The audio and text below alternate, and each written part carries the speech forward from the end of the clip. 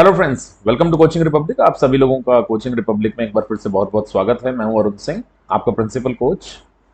Class शुरू करने से पहले हमेशा की तरह आई रिक्वेस्ट एवरीवन कि आप इस टेलीग्राम चैनल को ज्वाइन करें। अगर आप लोगों ने अभी तक हमारा यूट्यूब चैनल सब्सक्राइब नहीं किया है तो आप इसे सब्सक्राइब करें।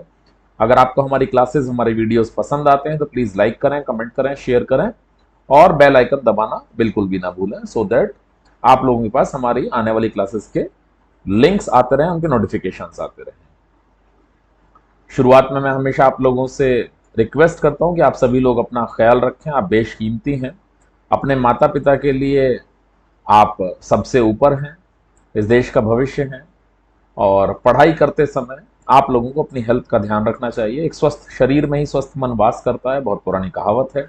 और उसी क्रम में मैं आप सभी लोगों से रिक्वेस्ट करता हूं कि ऑनलाइन क्लासेस के इस युग में और मोबाइल फोन का यूज जब बहुत ज्यादा बढ़ता चला जा रहा है, तो आप लोगों को अपनी आंखों का, अपने कानों का, अपने शरीर का, अपने स्वास्थ्य का पूरी तरीके से ध्यान रखना चाहिए।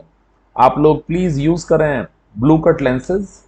अगर आप पावर का चश्मा लगाते हैं तो ब्लू कट पावर लेंस इस्तेमाल करें, अदरवाइज 0 नंबर के चश्मे का इस्तेमाल करें। कोई भी स्टूडेंट क्लास को हेडफोन के साथ अटेंड ना करे, अदरवाइज लंबे समय में आपके कानों के लिए नुकसानदायक हो सकता है। मोबाइल के स्पीकर का या लैपटॉप के स्पीकर का प्रयोग करें। अगर उसकी आवाज ठीक नहीं है तो आई रिक्वेस्ट आप सभी लोग एक्सटर्नल स्पीकर इस्तेमाल कीजिए। आपका समय बेहद कीमती है, बिल्कुल वेस्ट ना करें। आज से और अभी से पढ़ना शुरू करें, कल कभी नहीं आता। राइट। क्लास है यूपीएससी और स्टेट पीएससी एग्जामिनेशंस के लिए। यहां पर हम लोग पढ़ रहे हैं एंशिएंट इंडियन हिस्ट्री, और इसमें आज का टॉपिक है basically Jainism and Buddhism. Jainism और बुद्धिज्म के उदय के क्या कारण थे? ऑलरेडी हिंदुस्तान के अंदर ऋग वैदिक काल गुजर चुका था, और उसके बाद उत्तर वैदिक काल चल रहा था जिसमें ब्राह्मणिकल रिलीजन और ज्यादा बढ़ रहा था। आखिर वो क्या परिस्थितियां थी कि जिनके परिणाम स्वरूप हिंदुस्तान में नए धर्मों की आवश्यकता पड़ी, और वहीं पर जैन धर्म और बौद्ध धर्म का उदय हुआ। तो कुछ ना कुछ तो कारण रहे होंगे, और नए धर्मों के उदय को नहीं रोका जा सकता, लेकिन उनके सफल होने के पीछे का कारण जरूर ये रहा होगा कि लोग बाग अपने पुराने धर्म से पूरी तरीके से शायद त्रस्त होंगे, उसकी किसी बात से नाराज होंगे, उनका किसी प्रकार से तिरस्कार किया जा रहा होगा। तो शायद तमाम इस तरह के फैक्टर रहे होंगे जिस वजह से नए धर्मों का उदय हुआ। और न केवल उदय हुआ, उसमें जैनिज्म और बुद्धिज्म तो बहुत बहुत ज्यादा आगे बढ़े। तो आज हम लोग इन्हीं सब चीजों को डिस्कस करने वाले हैं कि जैनिज्म और बुद्धिज्म क्या थे, इनके उदय के पीछे का क्या कारण था, किस तरीके से ये सफल हुए, किस एक्सटेंट तक ये सफल हुए, इनके प्रवर्तक कौन थे और उनकी इन सब चीजों के पीछे सोच क्या थी। राइट। तो अगर मैं फैक्टर्स की बात करता हूं तो उसमें एक इंपॉर्टेंट फैक्टर है वर्ण सिस्टम। जैसा मैंने आप लोगों को बताया था कि ऋग्वैदिक काल में ऋग्वेद के अंदर 10वें मंडल में पुरुष सूक्त का जिक्र किया गया है।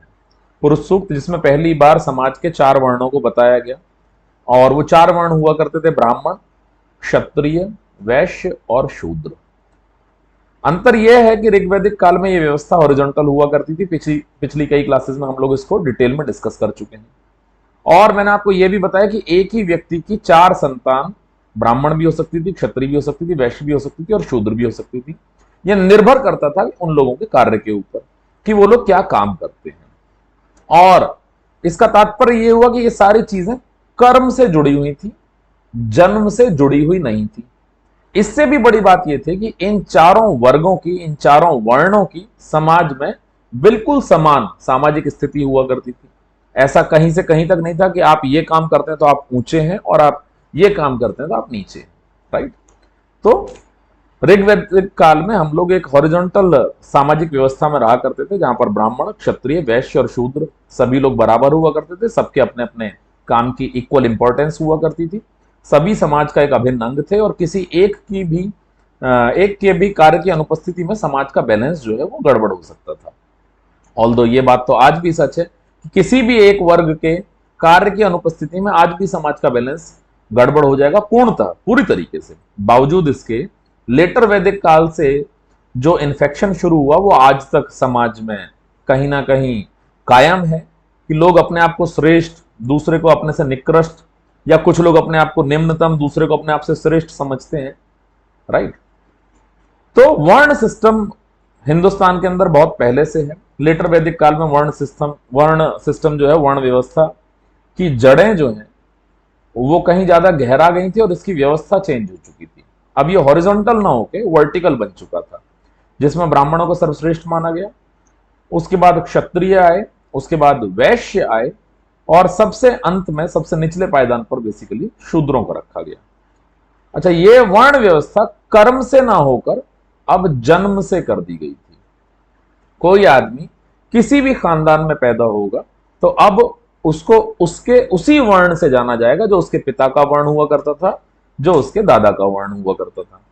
इसमें सभी लोगों के लिए नुकसान की बात थी।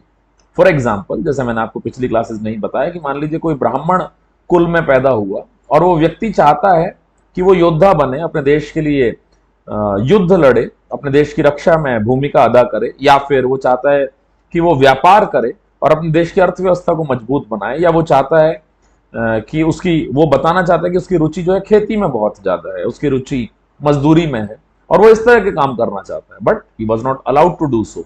कारण, क्योंकि वो ब्राह्मण कुल से ताल्लुक रखता है। सिमिलरली क्षत्रियों के साथ भी, कि वो भी अगर किसी दूसरे काम में इंटरेस्टेड है, पढ़ाई लिखाई में इंटरेस्टेड है, प्रीचिंग में इंटरेस्टेड है, टीचिंग में इंटरेस्टेड है, या फिर वो व्यापार करना चाहते हैं, या फिर वो खेती करना चाहते हैं, तो उन लोगों के भी इन सब चीजों की परमिशन नहीं थी। वैश्य और शूद्र की अगर मैं बात करूं तो इन दो तबकों की समाज में बहुत ही बुरी स्थिति हुआ करती थी। ठीक है, जैसे मैंने आपको पहले भी एक उदाहरण दिया था कि फिल्म में डायलॉग है कि कुछ लोग भूख से मर जाते हैं और कुछ लोग खा खा कर, राइट। तो बिल्कुल सेम परिस्थिति यहां पर यही थी कि इन दो वर्णों के लोगों के पास एक सही जीवन जीने लायक भी संसाधन नहीं बचे थे, और वहीं पर इन दो वर्णों के लोग जो है एक कहीं अलग किस्म का जीवन जो है लीड कर रहे थे, कहीं अलग किस्म की लाइफ लीड कर रहे थे, कहीं ज्यादा बेहतर जिंदगी जी रहे थे, राइट। इनके पास हर एक चीज कहीं ज्यादा कमी में मौजूद थी, और इनके पास हर एक चीज की प्रचुरता थी, सभी साधनों की प्रचुरता थी, राइट। सभी संसाधनों की, सभी सुखों की, सभी ऐश्वर्यों की इनके पास कोई कमी नहीं थी। अब मैं आप लोगों को एक उदाहरण देता हूं, बिल्कुल छोटा सा। ठीक है, आप ये तो समझ गए होंगे कि हाँ भाई, ये लोग जो हैं इस वर्ण व्यवस्था से परेशान थे, बट ऑब्वियस होना भी चाहिए।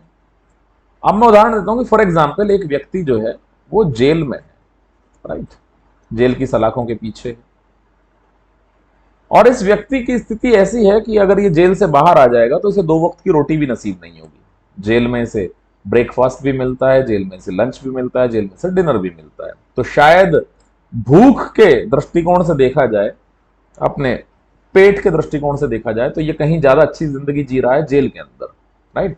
क्योंकि बाहर की दुनिया में तो इसके लिए कोई स्थान ही नहीं है, इसके पास कोई काम नहीं है, कोई रोजगार नहीं है, और सिर्फ 2 वक्त का पेट भरना इसके लिए एक बहुत बड़ी चुनौती है। बावजूद इसके ये व्यक्ति जेल से बाहर आ जाना चाहता है, जमानत के लिए ट्राई करता है, मुकदमे लड़ता है, उसमें भी पैसा खर्च करता है, किसी भी कीमत पर मैं बाहर आ जाऊं, राइट। और जबकि पता है कि बाहर का जीवन इसके लिए बहुत ज्यादा कठिन होगा। अगर मैं यहीं पर बात करूं तो यह वर्ण व्यवस्था बेसिकली एक जेल की तरीके से बन चुकी थी, खासतौर से इन 2 वर्णों के लिए, क्योंकि उगा ये रहे हैं, कमा ये रहे हैं, अर्थव्यवस्था इनके ऊपर पूरी तरीके से आधारित है, टैक्स पेयर्स केवल यही लोग हैं। बावजूद इसके इन लोगों की जिंदगी कहीं ज्यादा दुर्गम थी इन 2 वर्णों के अपेक्षाकृत। अच्छा, जैसे कि मैंने आपको बताया कि वेदों के लिए इन्हीं लोगों ने शब्द प्रयोग किया अपौरुषेय, राइट। यानी कि वेद जो है बेसिकली वो पुरुषों ने नहीं लिखे हैं, भगवान के द्वारा लिखे गए हैं, अपौरुषेय है। और भगवान अपने किसी भी बच्चे में कोई फर्क तो करता नहीं होगा। भगवान ये तो नहीं कहता होगा कि भाई ये बच्चा इंग्लैंड में पैदा हुआ है, ये इंडिया में पैदा हुआ है, तो मेरे लिए तो ये पसंदीदा बच्चा है और ये बच्चा जो है मेरा पसंदीदा नहीं है। ठीक है। अच्छा, पर्सनली मैं अगर अपनी बात करूं तो मैं एकत्ववाद का समर्थक हूं। मेरे हिसाब से दुनिया में एक ही भगवान है, उन्हें हम अलग अलग रूप से पूज सकते हैं, अलग अलग माध्यम हो सकता है, अलग अलग तौर तरीके हो सकते हैं हमारी पूजा के, इबादत के, उपासना के, प्रेयर के, लेकिन टेक्निकली देखा जाए तो भगवान एक ही होगा। क्योंकि दुनिया में जितने भी लोग हैं उनमें बिल्कुल पूरी तरीके से एक जैसी समानता पाई जाती है। भौगोलिक परिस्थितियों के कारण उनमें जो फिजिकल डिफरेंसेस होते हैं वो एक अलग चीज है, राइट। कि जैसे किसी का रंग गोरा होगा, किसी का रंग काला होगा, किसी के बाल घुंघराले होंगे, किसी की लंबाई ज्यादा होगी, किसी की लंबाई कम होगी, राइट। किसी की आंखें बड़ी होंगी, किसी की आंखें छोटी होंगी। तो ये तो भौगोलिक परिस्थितियों के द्वारा उत्पन्न डिफरेंसेस हैं जो बने रहेंगे। लेकिन उसका मतलब ये बिल्कुल नहीं है कि एक आदमी को भगवान ने श्रेष्ठ बनाया, दूसरे आदमी को भगवान ने निम्न बनाया, एक को ठीक है एवरेज बनाया है, एक भगवान का प्रिय बच्चा है, दूसरा भगवान का कम प्रिय बच्चा, और तीसरे को तो भगवान कहते हैं कि भाई तू तो किसी लायक है नहीं है।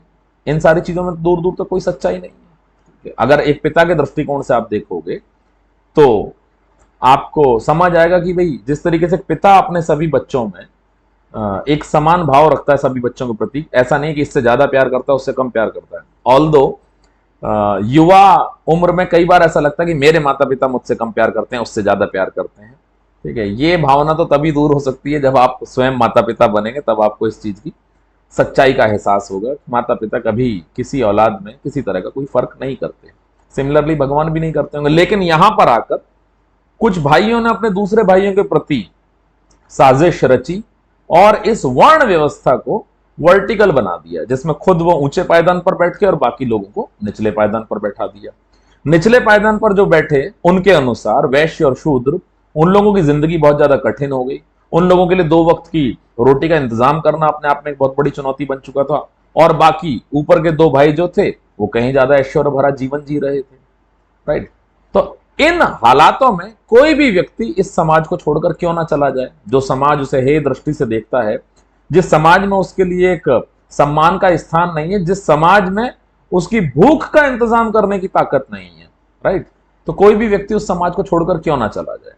तो वर्ण सिस्टम मेरे ख्याल से सबसे बड़े कारकों में से एक है, सबसे बड़े फैक्टर्स में से एक है, जिसकी वजह से लोगों ने दूसरे धर्मों की तरफ देखना शुरू किया होगा, राइट। कि हम लोग काश किसी दूसरे धर्म में चले जाएं, किसी दूसरे धर्म की उत्पत्ति हो जाए जहां पर हमें भी इंसान के तौर पर देखा जाए एटलीस्ट, राइट।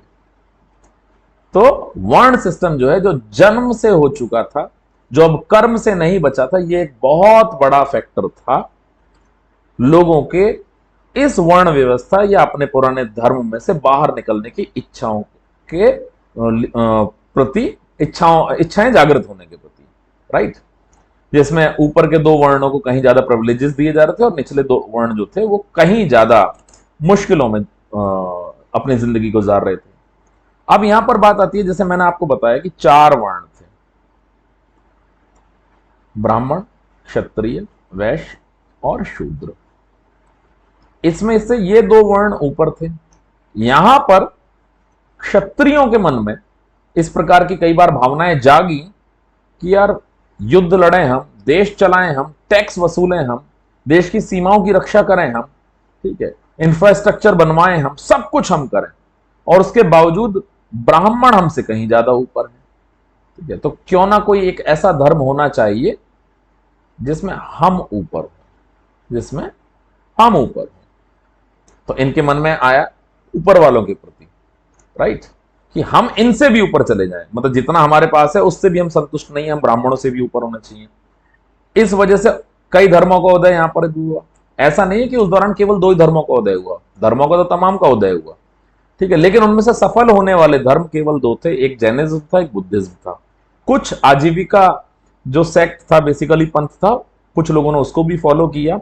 बिंदुसार जो चंद्रगुप्त मौर्य का बेटा था, बेसिकली बिंदुसार ने आजीविका को ही अपना संरक्षण दिया था। ये सारी चीजें हम आगे पढ़ेंगे, राइट। और इतने सारे धर्मों में से केवल जैनिज्म और बुद्धिज्म ही क्यों चला और बाकी धर्म क्यों नहीं चले, उन चीजों को भी हम डिटेल में डिस्कस करेंगे, राइट। वहीं पर 2 लोग, वर्धमान महावीर या फिर गौतम बुद्धा, अगर मैं इनकी बात करूं, जो क्षत्रिय वंश से ताल्लुक रखते थे, जो क्षत्रिय क्लैन से ताल्लुक रखते थे, ठीक है, इन्होंने अपने से ऊपर वर्ण को नहीं देखा, इन्होंने ब्राह्मणों को नहीं देखा, इन्होंने अपने से निचले वर्णों की ओर देखा, वैश्यों की ओर देखा, शूद्रों की ओर देखा, ठीक है। इन्होंने यहां ना देखकर कि हमें इनसे ऊपर जाना है, इन्होंने इनको देखा कि एटलीस्ट इन्हें ऊपर लेके आना है, ठीक है, इन लोगों के लिए जिंदगी को आसान बनाना है, ये हमारा लक्ष्य है, राइट। तो हमेशा अपने स्वार्थ में उठाए गए कदम जनरली कामयाब नहीं हो पाते हैं। वहीं दूसरी तरफ अगर मैं बात करूं, अगर आप दूसरे के दर्द को पहचानते हो, ठीक है, अगर आप परोपकार के लिए कोई कदम उठाते हो तो वो कहीं ज्यादा कामयाब होते हैं। फिर से एक फिल्म का डायलॉग मुझे याद आता है जिसमें पंकज कपूर साहब कहते हैं, हल्ला बोल उस फिल्म का नाम था, कि अपने शरीर पर चोट लगने पे तो जानवर भी रिएक्ट करता है, ठीक है, असली इंसान तो वो है जो दूसरे के दुख दर्दों को समझे। राइट। तो बिल्कुल इसी तरीके से कुछ क्षत्रिय ऐसे थे जो ब्राह्मणों से ऊपर जाने की सोच रहे थे और एक ऐसा नया धर्म चाहते थे जिसमें उनका स्थान सर्वोपरि हो। लेकिन वहीं पर ये दो क्षत्रिय राजकुमार ऐसे थे, भगवान वर्धमान महावीर और दूसरे भगवान गौतम बुद्धा, जिन्होंने अपने से निचले वर्गों को देखा और ये देखा कि हमारे पास हर एक चीज प्रचुरता में है और इन लोगों के पास तो 2 वक्त की रोटी भी नहीं है। क्या ये इंसान नहीं है? क्या ये ईश्वर के बच्चे नहीं है? ठीक है। तो उन लोगों को ऊपर लाने के लिए उन लोगों के सारे प्रयास रहे। अच्छा, ये एक अलग चीज है कि इनमें से इनकी सोच ये तक थी कि ईश्वर का एग्जिस्टेंस भी नहीं है। ठीक है। तो उसमें मुझे कोई इनसे गिला शिकवा नहीं है भाई। अगर आपने दूसरे के परोपकार के लिए कोई भी रास्ता क्यों ना अपनाया हो, लेकिन अगर आप दूसरे के भले के बारे में देख रहे हो तो वो रास्ता ठीक ही होगा। ठीक है। उसके बाद उसमें आपका सिद्धांत कोई भी क्यों ना रहा हो, कुछ भी क्यों ना रहा हो, लेकिन इन दो क्षत्रिय राजकुमारों ने अपने से निचले वर्णों की ओर देखा, शूद्रों की ओर देखा, वैश्यों की ओर देखा। दूसरा एक बहुत बड़ा कारण था एग्रीकल्चर।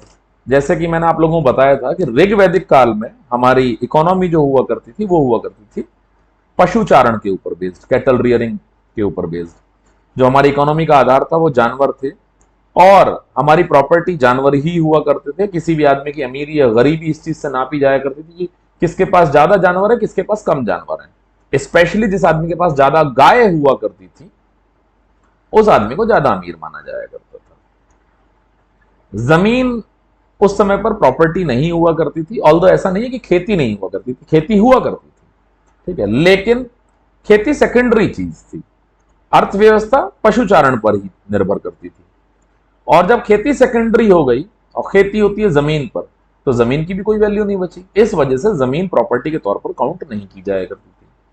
वहीं पर अगर मैं उत्तर वैदिक काल की बात करता हूं, लेटर वैदिक पीरियड की बात करता हूं, तो वहां पर हमारी इकोनॉमी निर्भर करने लगी एग्रीकल्चर के ऊपर। और जब इकोनॉमी एग्रीकल्चर के ऊपर निर्भर करने लगी तो जमीन को एक तरीके से प्रॉपर्टी के तौर पर काउंट किया जाने लगा। क्यों? क्योंकि एग्रीकल्चर जमीन पर ही होती है, खेती जमीन पर ही होती है। जिसके पास ज्यादा जमीन होगी वो ज्यादा खेती कर सकता है, जो ज्यादा खेती कर सकता है वो ज्यादा अधिशेष या फिर ये कहें ज्यादा सरप्लस अनाज पैदा कर सकता है, अपनी आवश्यकता से अधिक अनाज पैदा कर सकता है।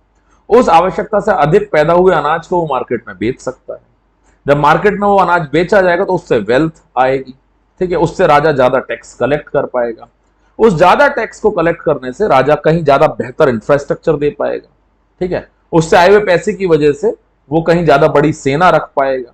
उस सेना की मदद से वो और युद्ध लड़ सकता है, अपना और विस्तार कर सकता है, अपना और एक्सपेंशन कर सकता है, और ज्यादा जमीन को अपने राज्य में मिला सकता है, जिससे और ज्यादा खेती होगी और इकोनॉमी और ज्यादा बढ़ती चली जाएगी। अब खेती करने के लिए क्या जरूरी होती है? मैंने उत्तर वैदिक काल में आपको एक चीज बताई थी, खेती करने के लिए जुताई, बुआई, कटाई और तुड़ाई, ये 4 चीजें इंपॉर्टेंट हैं। आपको पहले जमीन को जोतना पड़ता है, उसके बाद उसमें बीज बोने पड़ते हैं। जब फसल लहलहा कर उठती है तो आप उसे काटते हो। उसके बाद थ्रेशिंग करते हो, जैसे तुड़ाई बोलते हैं। जो बालियां होती हैं उनको पीटते हैं, जिससे अनाज के दाने अलग हो जाते हैं और भूसा अलग रह जाता है। राइट। अब खेत की जुताई करना जो सबसे पहला स्टेप है, उसके लिए क्या जरूरी है? उसके लिए जरूरी है हल। अब उस जमाने में ट्रैक्टर तो हुआ नहीं करते थे कि ट्रैक्टर स्टार्ट किया और उसके बाद पूरे के पूरे खेत की जुताई कर दी। दैट वाज तो not possible at that point of time. तो फिर क्या तरीका था कि भाई हल से खेती करेंगे। और हल कौन खींचेगा? बैल खींचेंगे। और उत्तर वैदिक काल के लिटरेचर में मैंने आपको साफ साफ बताया है कि 6 से लेकर 24 बैलों तक का जिक्र किया गया है। जमीन की कठोरता के ऊपर यह निर्भर करता था कि कितने बैल उस हल को खींचेंगे। राइट। तो खेती के लिए सबसे ज्यादा जरूरी क्या चीज हो गई? बैल। ठीक है। और बैल ऐसा तो नहीं कि आसमान से अवतरित हो रहे हैं। बैल को जन्म देने के लिए तो गाय भी चाहिए। ओवरऑल जानवरों का होना बहुत ज्यादा जरूरी था खेती को करने के लिए। क्यों? क्योंकि उसमें मैंने आपको एक चीज और बताई थी कि काउ डंग को मैन्योर के तौर पर, खाद के तौर पर इस्तेमाल किया जाता था। गाय के गोबर को, बैल के गोबर को, इन सबको खाद के तौर पर इस्तेमाल किया जाया करता था। तो खेती करने के लिए सारी चीजों की आवश्यकता थी। राइट। जमीन की तो आवश्यकता थी ही, लेकिन जानवरों की भी आवश्यकता थी ताकि जुताई भी हो सके और उसके बाद खाद भी दी जा सके। राइट। तो एग्रीकल्चर कैसे एक कारण हो सकता है नए धर्मों के उदय का, यह चीज मैं आपको समझाता हूं। अब उत्तर वैदिक काल में मैंने आपको बताया कि पूजा पाठ के तौर तरीके बदल चुके थे, काफी हद तक बदल चुके थे। अब मंत्रोच्चारण से भी कहीं ज्यादा तवज्जो जो मिलने लगी थी, वो मिलने लगी थी सेक्रीफाइसेस को, ठीक है, अनुष्ठानों को। तो और उन सेक्रीफाइसेस में बलि का भी एक महत्वपूर्ण भाग था, ठीक है। तो तमाम बलि दी जाया करती थी। अब अगर बलि लगातार जानवरों की दी जाती तो उन्हीं जानवरों से हम लोगों को खेती करनी थी। कहीं ये बलि इतनी ज्यादा हो जाती कि हमारे देश में जानवरों की ही कमी पड़ जाती, तो एग्रीकल्चर नहीं हो पाता, खेती नहीं हो पाती, और अगर खेती नहीं हो पाती तो हमारी अर्थव्यवस्था पूरी तरीके से डूब जाती। तब लोगों ने सोचा कि अरे यार, एक नए धर्म की तरफ चलो। अगर हम लोग इसी धर्म को फॉलो करते रहे जिसमें इतने ज्यादा बलि दी जाती रहेंगी, फिर तो सारे जानवर खत्म हो जाएंगे। और अगर ये सारे जानवर खत्म हो जाएंगे इन अनुष्ठानों के नाम पर, तो फिर खेती हो ही नहीं पाएगी, और अगर खेती नहीं हो पाएगी तो इकोनॉमी बैठ जाएगी, हम लोग तो सड़क पर आ जाएंगे पूरी तरीके से। राइट। तो एग्रीकल्चर, क्योंकि हमारी इकोनॉमी एग्रीकल्चर के ऊपर निर्भर करती थी, और एग्रीकल्चर जानवरों से हुआ करता था, जानवरों की मदद से हुआ करता था, और उन जानवरों को लगातार सेक्रीफाइसेस में उनकी बलि दी जा रही थी। तो यह एक बहुत बड़ा कारण बना लोगों को यह सोचने के लिए कि हमें एक नए धर्म की आवश्यकता है जहां पर इतने सारे बलि अनुष्ठानों की आवश्यकता ना हो। अगर ये इसी तरीके से चलती रही तो खेती कर पाना असंभव हो जाएगा। लगातार इसी तरीके से जानवरों की अगर कटाई चलती रही तो हमारी अर्थव्यवस्था पूरी तरीके से तबाह हो जाएगी, क्योंकि ये सारे के सारे जानवर तबाह हो जाएंगे। राइट। इन सेक्रीफाइसेस में, इन वैदिक सेक्रीफाइसेस में। तो ये एक बहुत बड़ा फैक्टर बना, बहुत बड़ा रीजन बना इस चीज के लिए कि हम लोगों को नए धर्म की ओर चलना चाहिए। अच्छा, एक चीज और भी थी, ट्राइबल पीपल ऑलरेडी जानवर खाया करते थे अपने खाने के लिए। राइट। लेकिन बलि में यह संख्या बहुत ज्यादा बढ़ गई थी, तो लोगों ने कहा कि अगर अपनी अर्थव्यवस्था को बचाए रखना है तो यह किलिंग रुकनी ही रुकनी चाहिए, हर हाल में, किसी भी कीमत पर। तो यह एक मेजर फैक्टर था लोगों का यह सोचना कि हमें नए धर्मों की तरफ बढ़ना है। अब एक फैक्टर आता है राइज ऑफ द सिटीज, ठीक है। शहरीकरण का जीवन शुरू हो गया था लेटर वैदिक काल से ही, ठीक है, क्योंकि अब जमीन को प्रॉपर्टी के तौर पर काउंट किया जा रहा था। अब लोगों की वफादारी अपने टेरिटोरियल एक्सटेंट की तरफ होनी शुरू हो गई थी, अपने क्षेत्र की तरफ होनी शुरू हो गई थी, और ये पेस्ट्रोल इकोनॉमी नहीं थी, ठीक है। अब लोग बाग कहीं ज्यादा बेहतर जिंदगी जी रहे थे और नए नए शहरों का उदय हो रहा था। नए नए शहरों में जैसे कि कौशांबी हुआ, कुशीनगर हुआ, बनारस हुआ, वैशाली हुआ, और चिरांद हुआ, राजगीर हुआ। ये तमाम नए शहरों का उस समय पर उदय हो रहा था। और इन नए शहरों के उदय के पीछे सबसे बड़ा कारण क्या था? कॉइन्स, सिक्के। कैसे? ठीक है, ये मैं आप लोगों को समझाता हूं। एक शहर में और एक गांव में क्या अंतर होता है, ठीक है। अगर आजकल हम संवैधानिक परिभाषा की बात करें तो एक सर्टेन नंबर ऑफ पॉपुलेशन, और उसके अलावा कितने लोग खेती के ऊपर निर्भर करते हैं, खेती या उससे जुड़े हुए व्यवसाय में जुड़े हुए हैं, या कितने लोग ट्रेडिंग में काम करते हैं, ठीक है, दूसरी चीजों का व्यापार करते हैं। इन सब चीजों में महत्वपूर्ण भूमिका हो जाती है बेसिकली व्यापार की, ट्रेड की। अब मान लीजिए मैं 1995 के उदाहरण की बात करूं, जो शायद मैंने पिछली किसी क्लास में दिया भी था एग्जाम्पल। 1995 के दौरान अगर मैं किसी शादी की बात करता हूं, शादी में हिंदुस्तान के अंदर गोल्ड बहुत खरीदा जाता है, गोल्ड। अब आदमी को फॉर एग्जांपल 2 लाख रुपए का गोल्ड लेना है उस शादी के लिए। 1995 जब 100 रुपए का नोट सबसे बड़ा नोट हुआ करता था हिंदुस्तान में, यानी कि एक गड्डी में 10,000 रुपए हो सकते थे मैक्सिमम। अगर 2 लाख रुपए की शॉपिंग करनी है तो आपको 20 गड्डी लेकर जानी पड़ेगी नोटों की, और 20 गड्डी एक बैग में आएंगी। लोग उस समय डरा करते थे, उन्हें लगता था कि कहीं मैं झोला टांग कर निकलूंगा, और सभी लोगों को पता है कि शादी का घर है, ये इसमें पैसे लेकर जा रहे हैं। और अल्टीमेटली जब मैं सुनार की दुकान की तरफ जाऊंगा, ज्वेलरी शॉप पर जाऊंगा, तो लोगों को कंफर्म हो जाएगा कि हाँ, मैं इस झोले में बहुत सारे पैसे लेकर गया हूं, तो फिर मेरी लूट हो सकती है, नुकसान हो जाएगा बहुत बड़ा। तो लोग क्या करते थे, एक दिन में 10,000 की शॉपिंग करते थे। किसी दिन 25,000 की कर लेते थे, किसी दिन 5,000 की ही शॉपिंग करते थे, धीरे धीरे करके शॉपिंग करते थे। अब वहीं पर मैं बात करता हूं 2022 की, यानी कि आधुनिक युग की। 2022 में फॉर एग्जाम्पल कहीं पर शादी है और वहां पर 20 लाख रुपए का गोल्ड खरीदा जाना है, 20 लाख रुपए का गोल्ड। अब आज के समय में आदमी क्या करता है, खाली आज जाता है आराम से टहलता हुआ। अब किसी को यह भी नहीं पता कि ये ज्वेलरी शॉप में जा रहा है तो सोने का रेट पूछने जा रहा है, किसी से मिलने जा रहा है, किसी को इनवाइट करने जा रहा है, भले ही शादी का घर है, ठीक है, इसी आदमी के घर में शादी है, लेकिन ये आखिर ज्वेलरी शॉप में क्यों जा रहा है? और वहां पर अपने कार्ड के through, plastic money, debit card, ATM card या फिर यूपीआई जो है उनके थ्रू पेमेंट करते हैं। यूपीआई में जैसे पेटीएम हो गया, गूगल पे हो गया, फोन पे हो गया, तमाम फैसिलिटीज हैं आज के समय में। और कितने भी रुपए तक की पेमेंट करो और अपने घर आ जाओ अपना आराम से खरीद के, ठीक है। तो अब एक ही दिन में 20 लाख रुपए तक का व्यापार हो रहा है, और तब एक दिन में कभी 10,000 का, कभी 25,000 का, कभी 5,000 का, इस तरह के व्यापार हुआ करते थे। तो 2022 में क्या हुआ, व्यापार बढ़ गया, व्यापार बढ़ गया, बिजनेस बढ़ गया, ट्रेडिंग बढ़ गई, ठीक है, खरीद फरोख्त बढ़ गई, तो ग्रो कर गया समाज, राइट, व्यापार ग्रो कर गया। इसी तरीके से शुरुआती दौर में जब सिक्के नहीं हुआ करते थे, जब कॉइन्स नहीं हुआ करते थे, तो व्यापार डिपेंड करता था बार्टर पर। बार्टर यानी कि भाई साहब मेरे पास ये 10 किलो गेहूं है, इसके बदले में आप मुझे 10 किलो चावल दे दो, विनिमय, ठीक है, एक्सचेंज, कि मैंने आपको जो है एक रथ बनाकर दे दिया, इसके बदले में मुझे 2 क्विंटल जो है गेहूं दे दीजिए। तो या मुझे कपड़े खरीदने हैं, उसके बदले में मैं आपको बताऊं क्या चीज है। तो एक्सचेंज पर चलता था सारा का सारा व्यापार। लेकिन जैसे ही कॉइन्स इंट्रोड्यूस होते हैं, जैसे ही सिक्के इंट्रोड्यूस होते हैं, ये उस जमाने की प्लास्टिक मनी की तरीके से थे। जैसे ही कॉइन्स इंट्रोड्यूस हुए, एकदम से व्यापार जो है, ट्रेडिंग जो है, बिजनेस जो है, वो एकदम से बढ़ गया। और व्यापार कौन करता था? ब्राह्मण, क्षत्रिय, वैश्य और शूद्र में वैश्य व्यापार किया करते थे, राइट। तो बिजनेस एकदम से बढ़ जाएगा तो किसकी आर्थिक स्थिति सबसे ज्यादा सुदृढ़ हो जाएगी? वैश्यों की आर्थिक स्थिति सबसे ज्यादा सुदृढ़ हो जाएगी। और जब आदमी के पास पैसा आना शुरू होता है तो उसे वो पैसा खर्च भी करता है। ऐसा तो है नहीं कि आदमी बस रखता चला जाएगा। और पैसा किन चीजों में खर्च होता है? पैसा अच्छे कपड़ों में खर्च होता है, पैसा अच्छे मकानों में खर्च होता है, पैसा अच्छी गाड़ियों में खर्च होता है।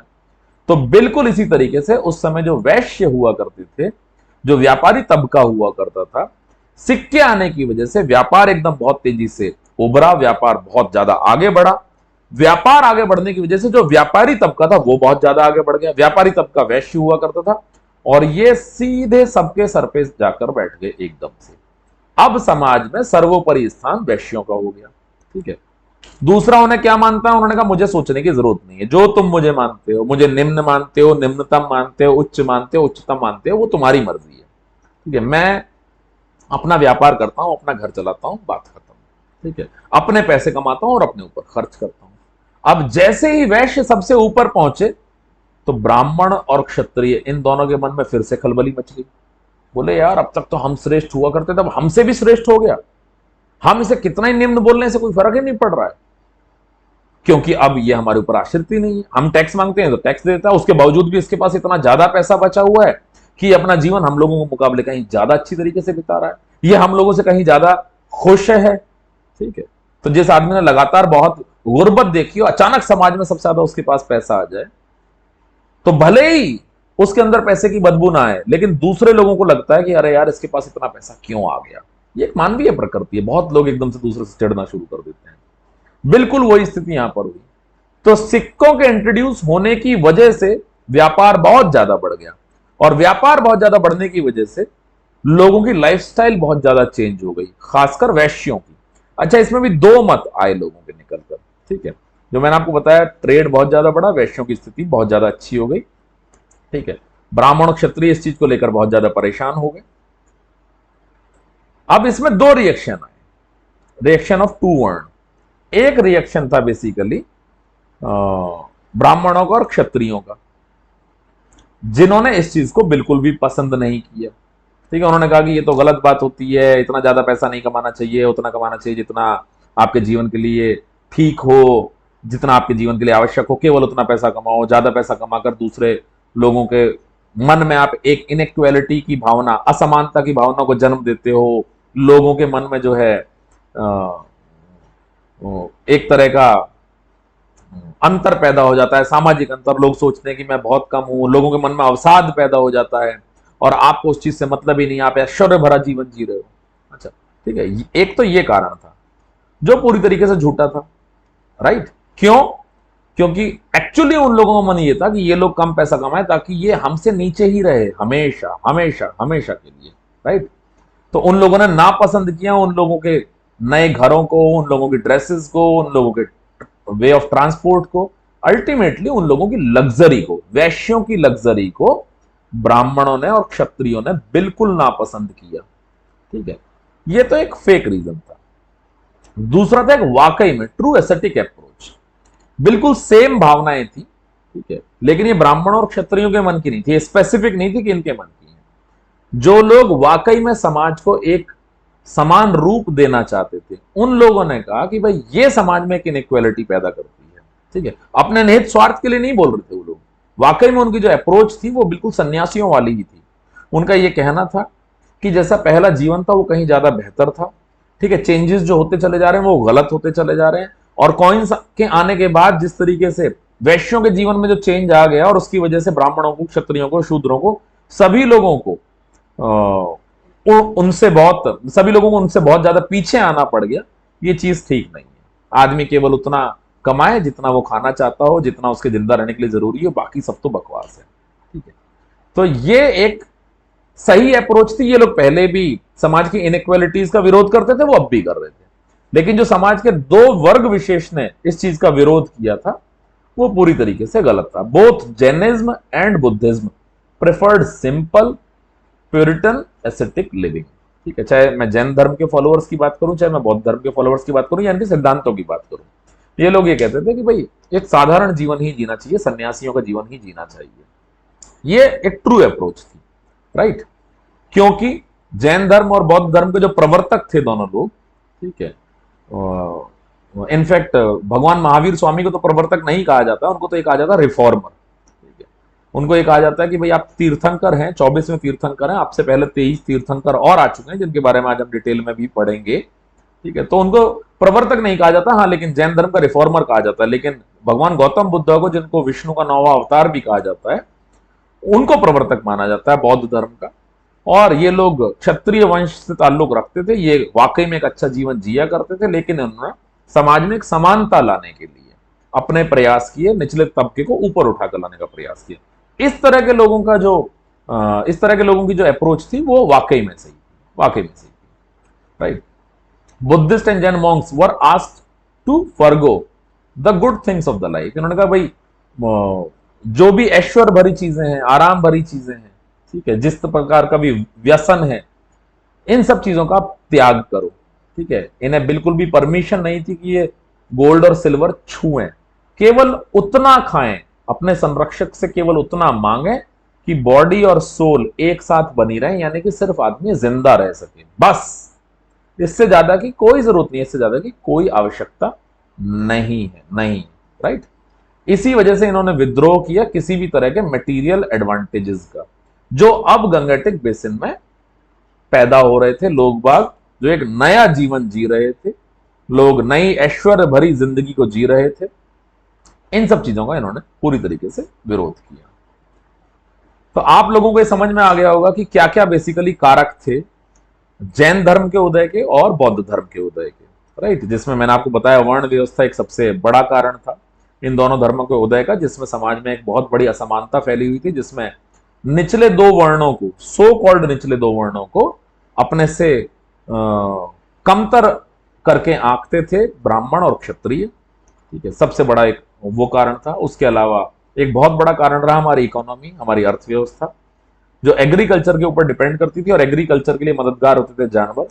और वैदिक सेक्रीफाइसेस में जिस तरीके से जानवरों को काटा जा रहा था, जिस तरीके से उनकी बलि दी जा रही थी, ये खेती के लिए संकट खड़ा कर रहे थे, और अल्टीमेटली वो हमारी अर्थव्यवस्था के लिए एक संकट खड़ा हो जाता। तीसरा एक मेजर रीजन कॉइन्स का इंट्रोड्यूस होना, या फिर ये कहिए शहरों का बसना, बड़े बड़े शहरों का बनना।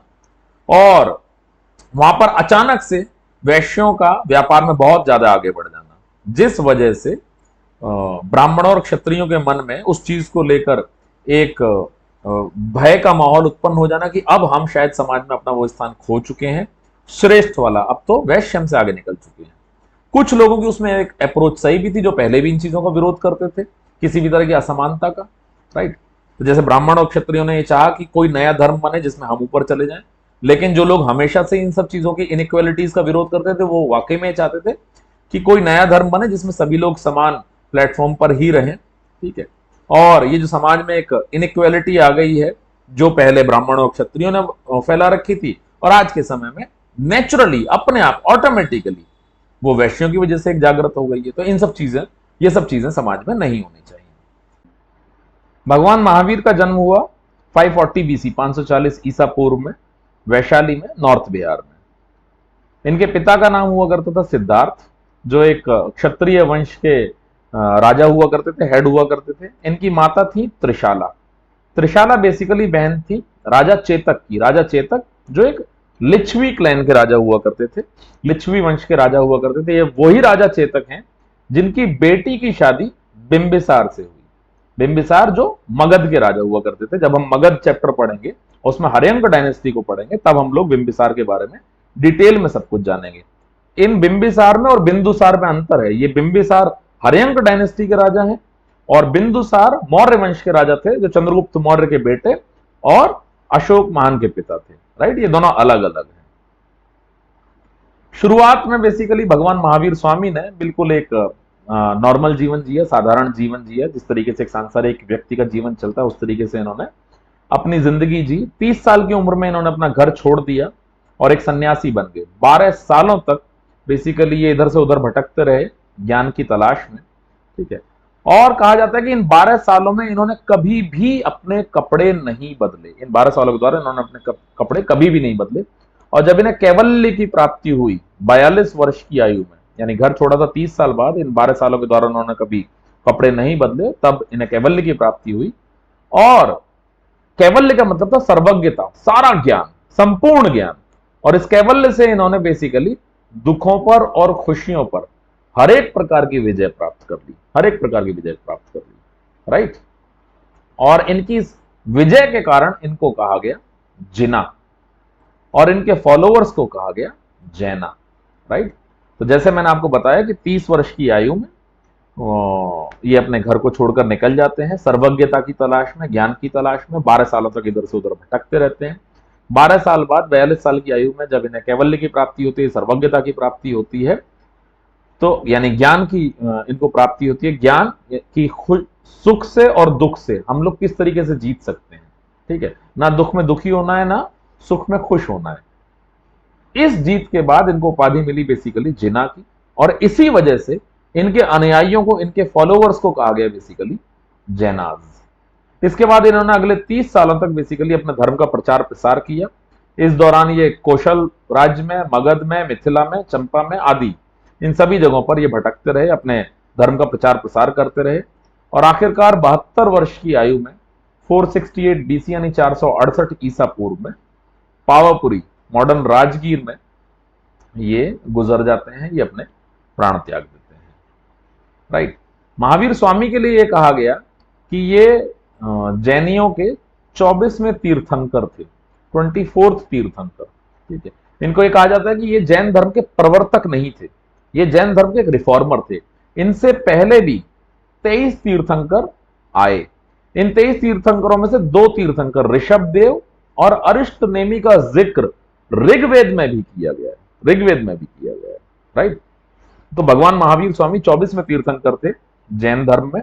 इनसे पहले के जो 23 तीर्थंकर और आए थे, इन 23 तीर्थंकरों में से 2 तीर्थंकरों का जिक्र हमें मिलता है ऋग्वेद में भी।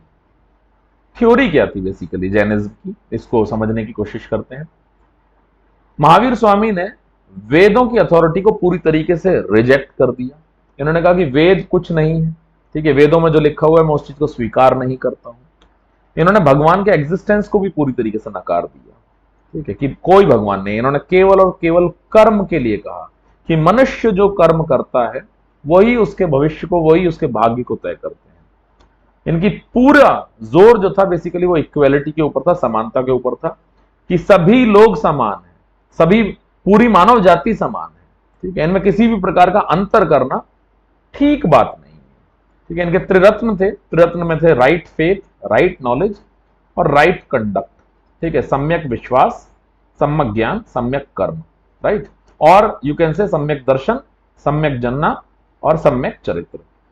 इसमें एक चीज और कही गई कि ये तीनों चीजें, चाहे राइट फेथ हो, नॉलेज हो, कंडक्ट हो, इन तीनों में से अगर एक भी गायब है तो दो बाकी एग्जिस्ट नहीं कर सकते या फिर वो मीनिंगलेस हो जाएंगे। फॉर एग्जाम्पल इसका एक सिंपल सा उदाहरण देता हूं।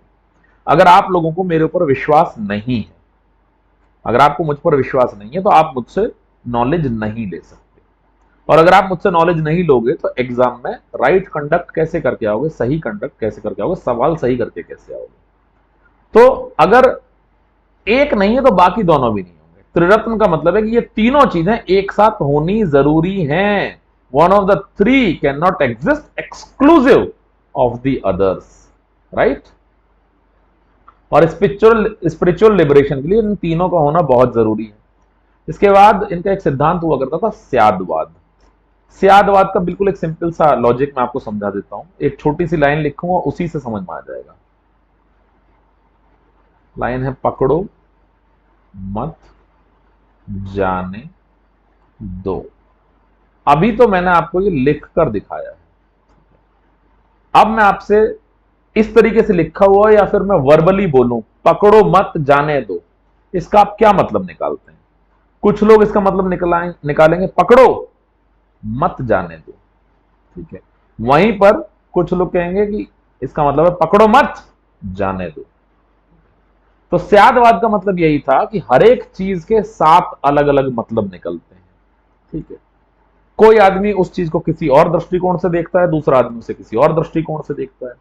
इस वजह से कोई भी आदमी पूरी तरीके से गलत और दूसरा कोई भी आदमी पूरी तरीके से सही नहीं हो सकता। कहने का तात्पर्य है कि दुनिया में जितने भी न्याय होते हैं, जजमेंट्स होते हैं, ठीक है, वो सब रिलेटिव होते हैं, किसी ना किसी चीज के सापेक्ष होते हैं। फॉर एग्जाम्पल अगर मान लीजिए मैं एक चोर का उदाहरण लेता हूं। एक चोर चोरी करके भाग रहा है, उसको पुलिस वाले पकड़ लें, ठीक है, तो वो चोर के दृष्टिकोण से तो गलत हो जाएगा कि यार मैं पकड़ा गया, और पुलिस के दृष्टिकोण से बात बिल्कुल ठीक हो जाएगी, देखो हमने चोर पकड़ लिया। जिनके घर में चोरी हुई है वो भी खुश हो जाएंगे कि साहब चोर पकड़ा गया। वहीं पर अगर चोर की एक ऐसी व्यथा हो कि अगर मैं ये चोरी ना करूं तो मेरे उस प्रियजन की जान जा सकती है, तो चोर के ऊपर क्या बीत रही होगी। और उसका वो सच सुनने के बाद शायद वो पुलिस और जिनके घर चोरी है वो भी कहें अरे यार इससे तो बढ़िया ही ले ही जाता, कम से कम एक आदमी का जीवन तो बच जाता, राइट। तो किसी भी चीज को पूर्णतः सही पूर्णतः गलत कह देना ये लॉजिकल नहीं है। उनका साफ साफ ये कहना था कि हर एक चीज रिलेटिव है, किसी ना किसी चीज के सापेक्ष होता है, राइट। जैसे कि अगर मैं आपसे कहूं कि एक ये व्यक्ति है, तो ये लंबा या नाटा है, नहीं कहा जा सकता। वहीं पर इस व्यक्ति के सापेक्ष और इस व्यक्ति के सापेक्ष इसको देखा जा सकता है। ये हो गया ए, ये हो गया बी, ये हो गया सी। सापेक्ष बी जो है वो ए के सापेक्ष लंबा है और बी जो है सी के सापेक्ष छोटा है, राइट। तो कोई भी जजमेंट भी कभी भी पूरी तरीके से सही नहीं हो सकता, पूरी तरीके से गलत नहीं हो सकता। सभी जजमेंट रिलेटिव होते हैं, सभी जजमेंट कंडीशनल होते हैं, उस समय की क्या परिस्थितियां हैं उसके अनुसार होते हैं। तो स्यादवाद में बेसिकली यही बताया गया कि हर चीज के 7 मतलब निकलते हैं। आप क्या समझते हो वो निर्भर करता है कि आप किन परिस्थितियों में हो, right. Absolute affirmation and absolute negation both are wrong. किसी चीज को पूरी तरीके से सही मान लेना या किसी भी चीज को पूरी तरीके से गलत मान लेना बिल्कुल गलत है, बिल्कुल गलत है। ऑल जजमेंट्स आर कंडीशनल, ठीक है। अब जैसे मैंने बताया कि कुल मिलाकर 24 तीर्थंकर आए, 23 तीर्थंकर भगवान महावीर स्वामी से पहले आए। तो तीर्थंकर क्या है? बेसिकली एक तरीके से सन्यासी ही है। अलग अलग सन्यासियों की परिभाषा है यहाँ पर। एक होते हैं उपाध्याय, जिनको बेसिकली कहा गया उपदेशक, ठीक है। ये संत होते हैं, ये टीचर होते हैं, जो उन साधुओं के जो बिल्कुल अभी शुरुआती चरण में है। वहीं पर अगर मैं इनके बाद बात करता हूं, इनसे ऊपर आ जाते हैं आचार्य, ठीक है, जो इस तरह के एसेटिक ग्रुप्स के हेड होते हैं। आचार्य धार्मिक कारणों की वजह से दुनिया के सभी भौतिक सुखों से पूरी तरह विमुख होते हैं। इनका किसी भी तरह के किसी भी सुख साधन से कोई लेना देना नहीं होता। आचार्य के बाद आते हैं अरिहंत, right, who is about to attain nirvana, जिन्हें निर्वाण की प्राप्ति होने ही वाली है, ठीक है, जिन्होंने कॉन्कर कर लिया all inner patience and possesses infinite right knowledge, ठीक है। तो उपाध्याय के बाद आते हैं आपके आचार्य के बाद आते हैं आपके अरिहंत, और अरिहंत जिनको अभी अभी निर्वाण की बस प्राप्ति होने ही वाली, जिनके पास असीमित ज्ञान है। इसके बाद आते हैं सिद्धाज, ठीक है, सिद्धा का सीधा सीधा मतलब हो गया सिद्धि, जिन लोगों को एक सिद्धि प्राप्त हो चुकी है, ठीक है। May also refer to one who has attained a siddhi, ठीक है, पैरानॉर्मल कैपेबिलिटीज, राइट। तो the term Siddha is used to refer to the liberated soul, ठीक है, जिन्हें मुक्ति प्राप्त हो चुकी है। तो ultimately all Arihants become Siddhas, जितने भी अरंत होते हैं वो आखिरकार सिद्धा बन जाते हैं, सब जो लिबरेटेड सोल में कन्वर्ट हो जाते हैं, जिन्हें मुक्ति मिल जाती है। और सबसे ऊपर आ जाते हैं तीर्थंकर। अब तक इस तरह के 24 ही तीर्थंकर आए हैं, ठीक है, जो हमें मोक्ष का रास्ता दिखाते हैं, जो हमें जन्म और मृत्यु के बंधन से मुक्त करते हैं, राइट, वो होते हैं बेसिकली तीर्थंकर, करेक्ट। अब हम लोग आ जाते हैं स्प्रेड ऑफ जैनिज्म के बारे में। जैनिज्म का विकास कैसे हुआ, जैनिज्म पूरे देश में किस तरीके से फैला, लोग किस तरीके से अनुयायी बने।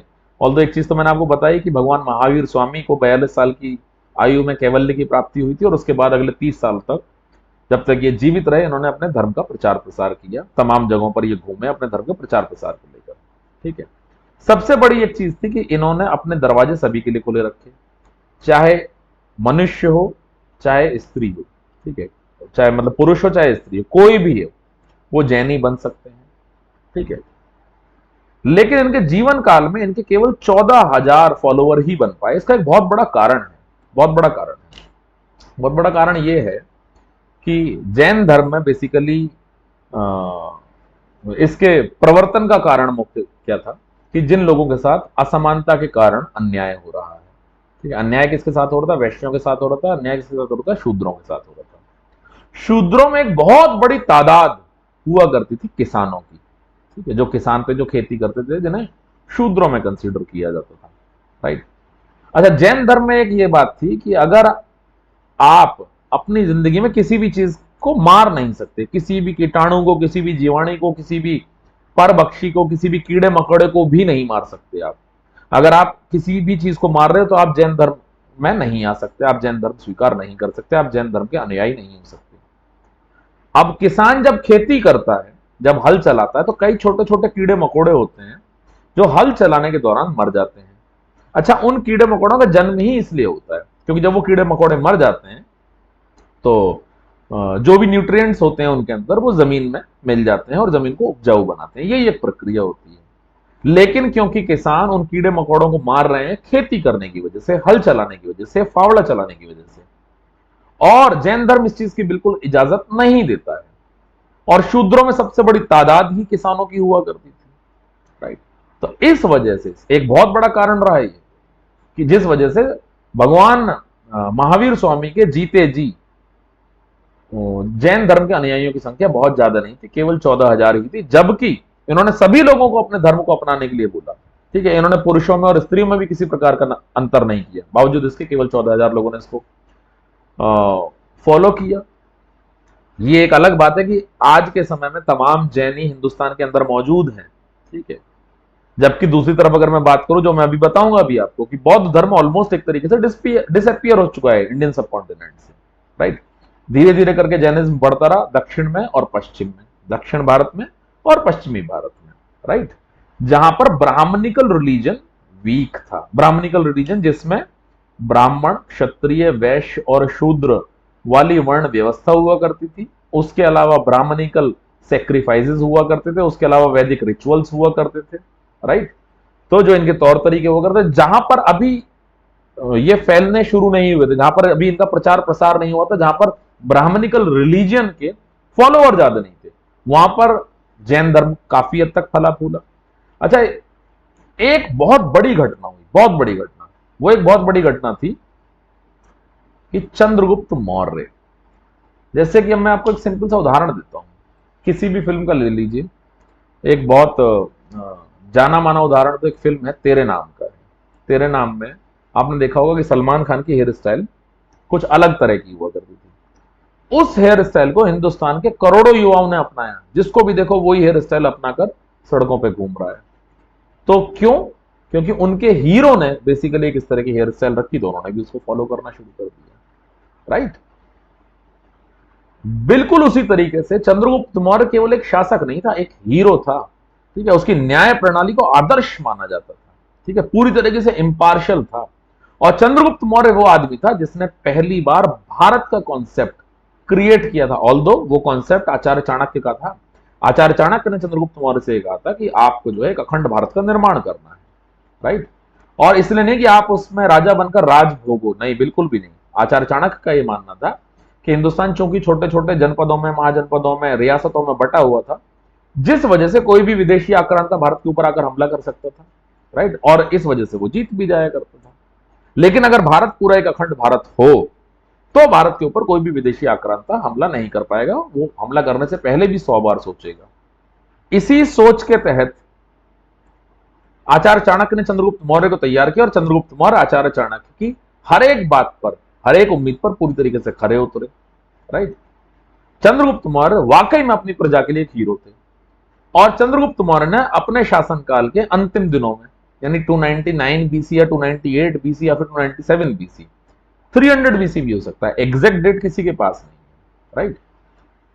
तो लगभग 300 ईसा पूर्व या 299, 298, 297 ईसा पूर्व में चंद्रगुप्त मौर्य ने सारा राजपाट छोड़ा, अपने बेटे बिंदुसार को राजा बनाया और खुद जैन धर्म स्वीकार कर लिया और कर्नाटक के जंगलों में जाकर तपस्या करनी शुरू कर दी, श्रवण बेलगोला में। वहीं पर चंद्रगुप्त मौर्य ने संथारा व्रत रखा। एक ऐसा व्रत होता है जिसमें मनुष्य खाना पीना धीरे धीरे करके छोड़ देता है और उसी उपवास में मनुष्य की मृत्यु हो जाती है। तो जब चंद्रगुप्त मौर्य जैसा आदमी, जो लोगों का वाकई में हीरो था, उसने जैन धर्म अपनाया, तो लोग उसके पीछे दीवाना हो गए पूरी तरीके से, और तमाम लोगों ने जो है जैन धर्म अपनाना शुरू कर दिया, तमाम लोगों ने।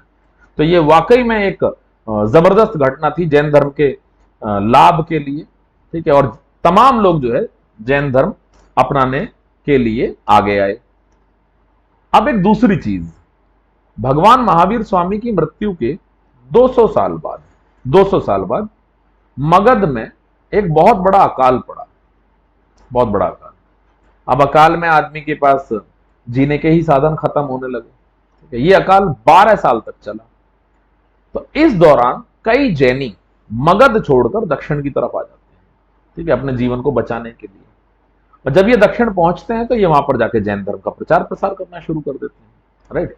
और दक्षिण वो जगह थी बेसिकली जहां पर अभी तक ब्राह्मणिकल रिलीजन उतना ज्यादा नहीं पहुंचा हुआ था, उतना ज्यादा पहुंचा हुआ नहीं था। राइट। तो अब मैं अगर आपसे कहूं कि रसगुल्ला खाओगे आइसक्रीम, तो आप कुछ भी बोल सकते हो, आप कह दोगे रसगुल्ला खाऊंगा या आइसक्रीम खाऊंगा। अगर मैं आपसे कहूं केवल गुलाब जामुन है, खाओगे, तो या तो आप हाँ बोलोगे या ना बोलोगे। जनरली आदमी सोचेगा जब कोई दूसरी चीज नहीं है खाने के लिए तो गुलाब जामुन ही खा लिया जाए। बिल्कुल इसी तरीके से अगर दो धर्मों की चॉइस उनके पास होती, एक तरफ जैन धर्म है और एक तरफ ब्राह्मणिकल धर्म है, तो आदमी चुनने के लिए सोचता। लेकिन जब अभी ब्राह्मणिकल रिलीजन तो वहां पहुंचा ही नहीं, वहां जैनी पहुंचे। जैनियों ने जाकर अपने धर्म के बारे में सब कुछ बताया, समानताओं के बारे में बताया, सामाजिक विभेद जो था उसको दूर करने की नीतियों के बारे में बताया, लोगों को किस तरीके से ऊपर लेकर आ रहे हैं, ठीक है, उनको किस तरीके से ट्रीट किया जाना चाहिए, हमारा धर्म क्या क्या सिद्धांत बताता है। इन सब चीजों का जब प्रचार प्रसार किया, लोगों ने खूब ज्यादा तेजी से जैन धर्म को अपनाना शुरू किया। ठीक है, ना केवल दक्षिण में बल्कि पश्चिम में भी, यानी कि गुजरात और राजस्थान वाले क्षेत्र में भी। राइट।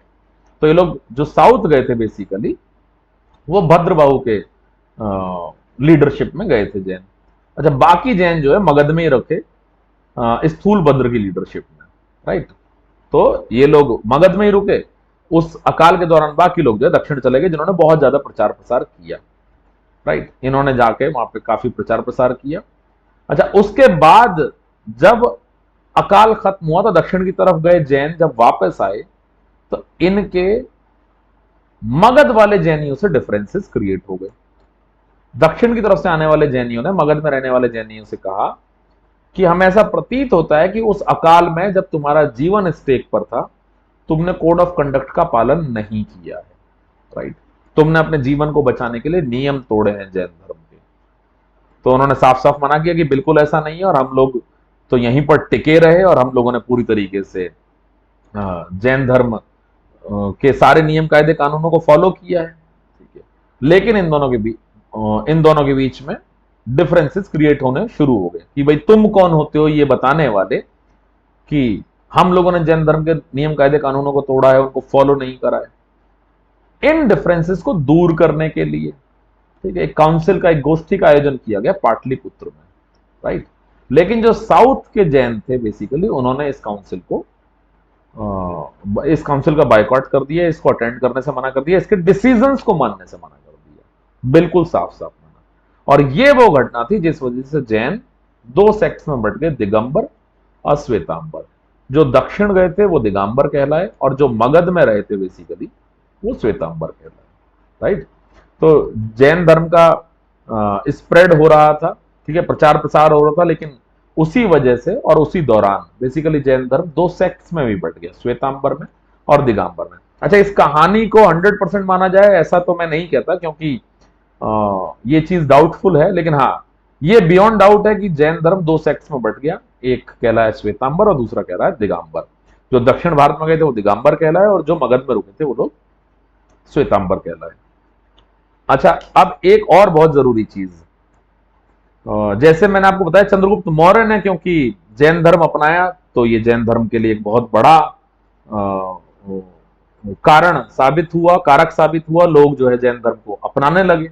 बिल्कुल उसी तरीके से जो कलिंग का राजा हुआ करता था उसका नाम था खारवेल, ठीक है, ये मैं 1st सेंचुरी बीसी की बात कर रहा हूं, पहली शताब्दी ईसा पूर्व की, राइट।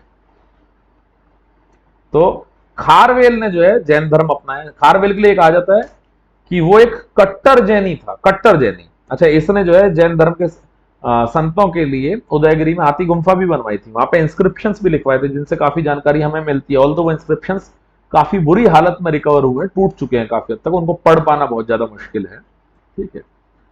तो खारवेल भी अपने आप में एक बहुत महान शासक हुआ करता था। वो कलिंग का राजा था, लेकिन उसने मगध तक और नॉर्थ वेस्ट फ्रंटियर तक भी आक्रमण किए थे और बहुत बड़े हिस्से पर जो है उसने अपना आधिपत्य स्थापित किया। वो भी लोगों का हीरो हुआ करता था। He was a Jain but he was addicted to wars, उसे युद्ध लड़ने की बीमारी थी, राइट। तो लोगों ने उसको भी फॉलो किया, ठीक है। तो 4th सेंचुरी बीसी तक ये क्रम जारी रहा और कलिंगा में जो है जैन धर्म को काफी हद तक अपनाया गया, ठीक है। दूसरी और पहली शताब्दी ईसा पूर्व में ये तमिलनाडु भी पहुंचता है, ठीक है। और इन लेटर सेंचुरीज मालवा भी गया, गुजरात भी गया और राजस्थान भी गया। तमाम जगहों पर जैन धर्म का खूब प्रचार प्रसार हुआ, राइट। बल्कि आज के समय में भी राजस्थान में और गुजरात में बहुत अधिक संख्या में जैनी आपको मिलेंगे जो जनरली ट्रेड और कॉमर्स, व्यापार में पूरी तरीके से इन्वॉल्व हैं, सबसे अग्रणी लोगों में आते हैं देश की अर्थव्यवस्था को सुदृढ़ बनाए रखने के लिए, राइट। अगर हम देखें कि भगवान महावीर स्वामी के जीते जी जैन धर्म का कुछ खास प्रचार प्रसार नहीं हुआ। लगभग 14,000 फॉलोवर थे भगवान महावीर स्वामी के जीवन काल में। वहीं पर दूसरी तरफ बुद्धिज्म के लाखों फॉलोवर्स थे भगवान गौतम बुद्ध के जीवन काल में। लेकिन जैन धर्म इतनी छोटी संख्या से शुरू होने के बावजूद आज तक देश में टिका हुआ है और देश में देश की बहुत बड़ी अर्थव्यवस्था के पीछे का एक बहुत बड़ा कारण है। वहीं पर अगर मैं बात करूं तो बुद्धिज्म जो है इंडियन सब कॉन्टिनेंट से लगभग एक तरीके से गायब हो चुका है पूरी तरीके से, राइट। अब बात करते हैं जैनिज्म के कंट्रीब्यूशन की। आखिर क्या कंट्रीब्यूशन रहे जैनिज्म के हिंदुस्तान के लिए, ठीक है। तो सबसे बड़े कंट्रीब्यूशन की तो मैं बात करूं, सबसे बड़ा जो उनका प्रयास था कि लोगों के अंदर एक समानता होनी चाहिए, सभी लोगों को एक समान दृष्टि से देखा जाना चाहिए। वो लोग जो बेहद दोयम या त्रियम दर्जे की जिंदगी जी रहे हैं, जिन्हें इंसान तक नहीं मानते थे लोग, उन्हें समाज में एक स्थान मिलना चाहिए। कम से कम 2 वक्त की रोटी तो इज्जत के साथ मिलनी चाहिए, सबसे बड़ा कंट्रीब्यूशन है। तो वर्ण ऑर्डर को हराने के लिए, ठीक है, रिचुअलिस्टिक वैदिक रिलीजन को हराने के लिए ये सबसे बड़ा पहला सीरियस अटेम्प्ट था भारतवर्ष के अंदर, ठीक है। जैनिज्म का सबसे बड़ा योगदान था। अच्छा, इन लोगों ने कहा कि जो ब्राह्मणिकल रिलीजन है उसका ज्यादातर टेक्स्ट लिखा हुआ है संस्कृत में, और ये ब्राह्मणिकल रिलीजन के उस वर्ण व्यवस्था से इस कदर परेशान थे कि जो लोगों में असमानता पैदा करता है, तो उन्होंने कहा ना हम ब्राह्मणिकल रिलीजन को मानेंगे और ना ही हम संस्कृत को मानेंगे। तो उन्होंने संस्कृत लैंग्वेज को भी मानने से साफ साफ मना कर दिया, साफ साफ मना कर दिया, राइट। और इन्होंने इस्तेमाल किया प्राकृत लैंग्वेज का, जो आम आदमी की भाषा हुआ करती थी, ठीक है। और इनका लिटरेचर लिखा गया बेसिकली अर्ध मगधी में, राइट। तो इनके बहुत सारे टेक्स्ट जो हैं 6ठी शताब्दी तक लिखे गए और वल्लभी में कंपाइल किए गए, राइट, जो आज के समय में गुजरात का एक बहुत बड़ा एजुकेशन पॉइंट है, राइट। प्राकृत लैंग्वेज ने बेसिकली जैन धर्म के प्रचार प्रसार में भी बहुत महत्वपूर्ण भूमिका निभाई, क्योंकि आम आदमियों की भाषा हुआ करती थी, संस्कृत तो बहुत कठिन भाषा हुआ करती थी। लेकिन योगदान की बात चल रही है यहां पर, ठीक है। तो योगदान यह था कि प्राकृत भाषा से एक भाषा का उदय हुआ जिसको हम शौरसेनी भाषा बोलते हैं। शौरसेनी यानी कि जो शूरसेन की भाषा हुआ करती थी, और शूरसेन यानी कि मथुरा और उसके आसपास का जो इलाका हुआ करता था। तो प्राकृत लैंग्वेज का इस्तेमाल किया बेसिकली जैनियों ने अपने प्रीचिंग के लिए, अपने प्रचार प्रसार के लिए। उस प्राकृत भाषा से उदय हुआ शौरसेनी लैंग्वेज का, मथुरा और उसके आसपास के रीजन की जो लैंग्वेज थी उसे शौरसेनी कहा गया, क्योंकि मथुरा को शूरसेन कहा जाता था। और उस भाषा से उदय हुआ बेसिकली मराठी लैंग्वेज का, राइट। तो ये जैन धर्म का बेसिकली एक बहुत बड़ा कॉन्ट्रीब्यूशन है, एक नई भाषा का उदय होना, एक भाषा को सपोर्ट करना, करेक्ट। जैनियों ने अपने लिटरेचर में तमाम एपिक्स, पुराण, नॉवेल्स, ड्रामा, खूब सारी चीजें लिखी, खूब सारी, बहुत बड़ी संख्या अब भी जैन लिटरेचर की ऐसी है जो अभी मैन्युस्क्रिप्ट्स की फॉर्म में है और अभी तक पब्लिश नहीं हुई है, अभी तक पब्लिश नहीं हुई है, जो गुजरात और राजस्थान में पाई जाती है, राइट। अर्ली मेडिवल पीरियड में इन लोगों ने संस्कृत का भी प्रयोग किया और इसमें भी तमाम टेक्स्ट लिखे। तो ये भी तो इनका एक कंट्रीब्यूशन है। इतने सारे टेक्स्ट जो हैं, इतना सारा लिटरेचर जो है, ये भी तो समाज के लिए कंट्रीब्यूशन होता है। और उस लिटरेचर से हमें उस समय के इतिहास को जानने में भी मदद मिलती है, राइट।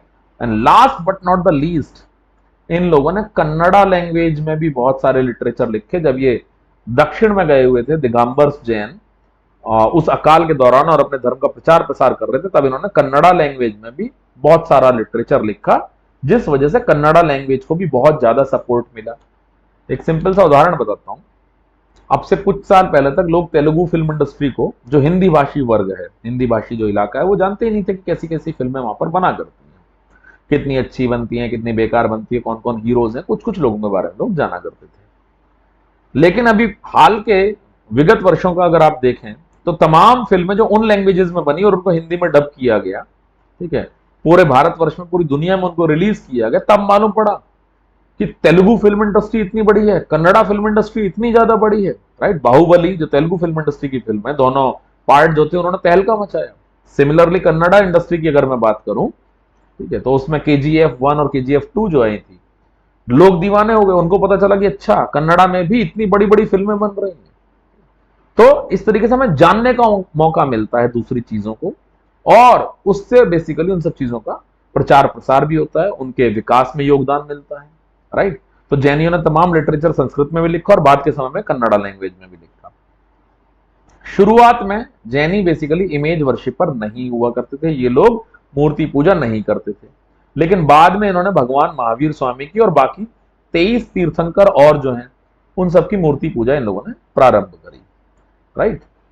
अब मूर्ति पूजा प्रारंभ करी तो बड़ी बड़ी इन्होंने मूर्तियां बनानी शुरू करी, यानी कि स्कल्पचर्स में बुद्ध जैनिज्म का योगदान, ठीक है। स्पेशली अगर मैं बात करूं कर्नाटका की, गुजरात की, राजस्थान की और मध्य प्रदेश की, यहां पर तमाम एक से खूबसूरत मूर्तियां बनाई गई, तमाम एक से खूबसूरत मंदिर बनाए गए, जो अपने आप में एक बहुत बड़ा कॉन्ट्रीब्यूशन है जैन धर्म का आर्किटेक्चर में और उसके अलावा स्कल्पचर्स में। अगर मैं एंशियंट टाइम की बात करूं, प्राचीन कालीन भारत में जैनियों की मूर्तियां इतनी ज्यादा शानदार नहीं हुआ करती थी जैसे बुद्धिस्ट रिलीजन में हुआ करती थी। लेकिन बाद में धीरे धीरे करके मध्यकाल तक आते आते जैनियों ने भी बेहद शानदार मूर्तियां बनानी शुरू करी, और ये मूर्ति कला में जैन धर्म का एक बहुत बड़ा कंट्रीब्यूशन है, करेक्ट। अब हम जैन काउंसिल्स की बात करते हैं। जैन काउंसिल बेसिकली 2 हुई। पहली काउंसिल जो थी वो पाटलिपुत्र में थी, स्थलबाहु ने जिसको ऑर्गेनाइज किया था, इसमें 12 अंग लिखे गए, राइट, कंपाइल किए गए। और दूसरी काउंसिल जो थी वो वल्लभी में हुई थी 5th सेंचुरी AD में, under the leadership of देवरादसनी Kshamashramana, इसमें 12 अंग और 12 उपांग जो थे वो फाइनली कंपाइल किए गए यहाँ पर।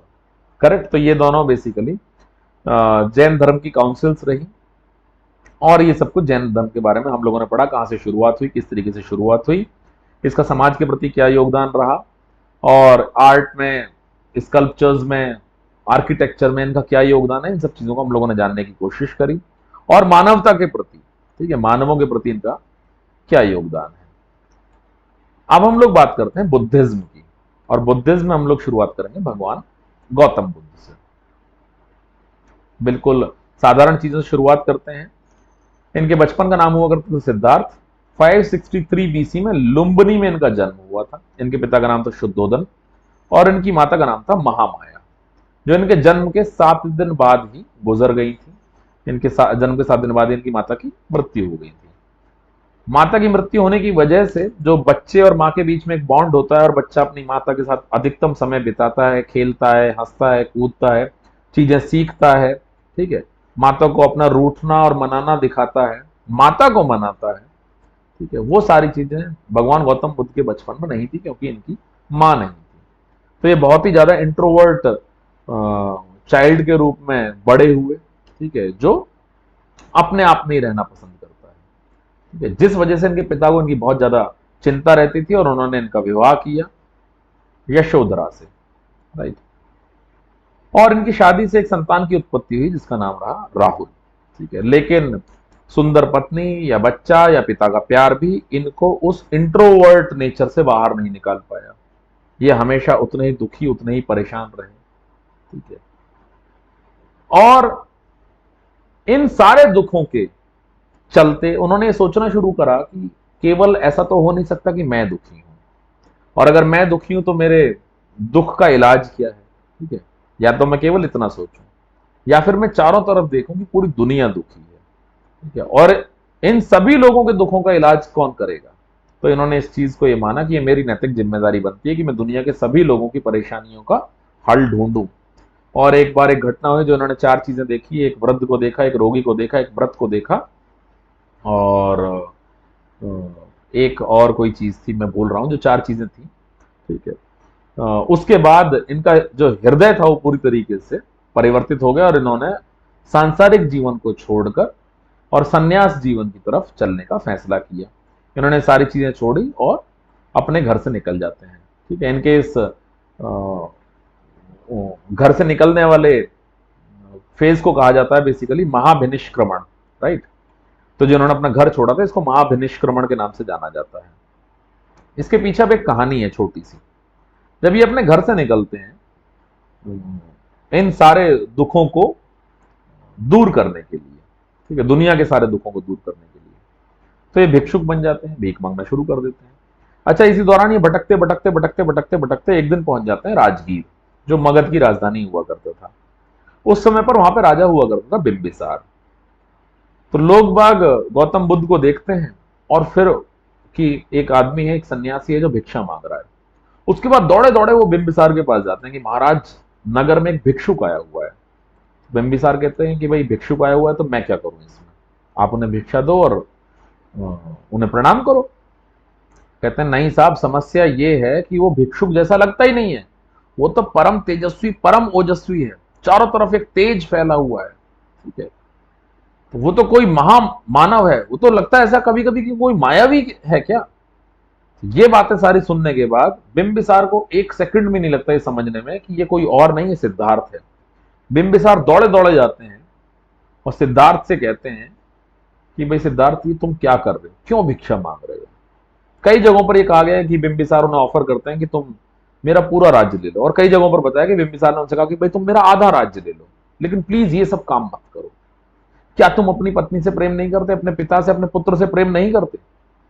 तब भगवान गौतम बुद्ध उनसे कहते हैं कि भाई मैं अपनी पत्नी से, अपने पिता से, अपने पुत्र से, सबसे बहुत प्रेम करता हूं, मैं तुमसे भी बहुत प्रेम करता हूं, और मैं दुनिया के सभी लोगों से बहुत ज्यादा प्रेम करता हूं, राइट। और जो मैं घर से निकला हूं वो अपने निहित स्वार्थ के लिए नहीं निकला हूं, मैं दुनिया के सभी लोगों की सारी समस्याओं का निवारण करने के लिए निकला हुआ। इनके दुखों का अंत किस तरीके से किया जाए उस चीज के लिए मैं घर से निकला हुआ हूं, राइट। फिर वो उसके बाद वहां से आज्ञा लेते हैं और वहां से आगे बढ़ जाते हैं। रास्ते में उन्हें एक उनके गुरु मिलते हैं, तो वो उनके आश्रम में जाते हैं। गुरु को बहुत जल्दी समझ में आ जाता है कि जो ये सिद्धार्थ हैं बेसिकली, ये उनके बस की चीज नहीं है, ये कुछ अलग ही है। राइट।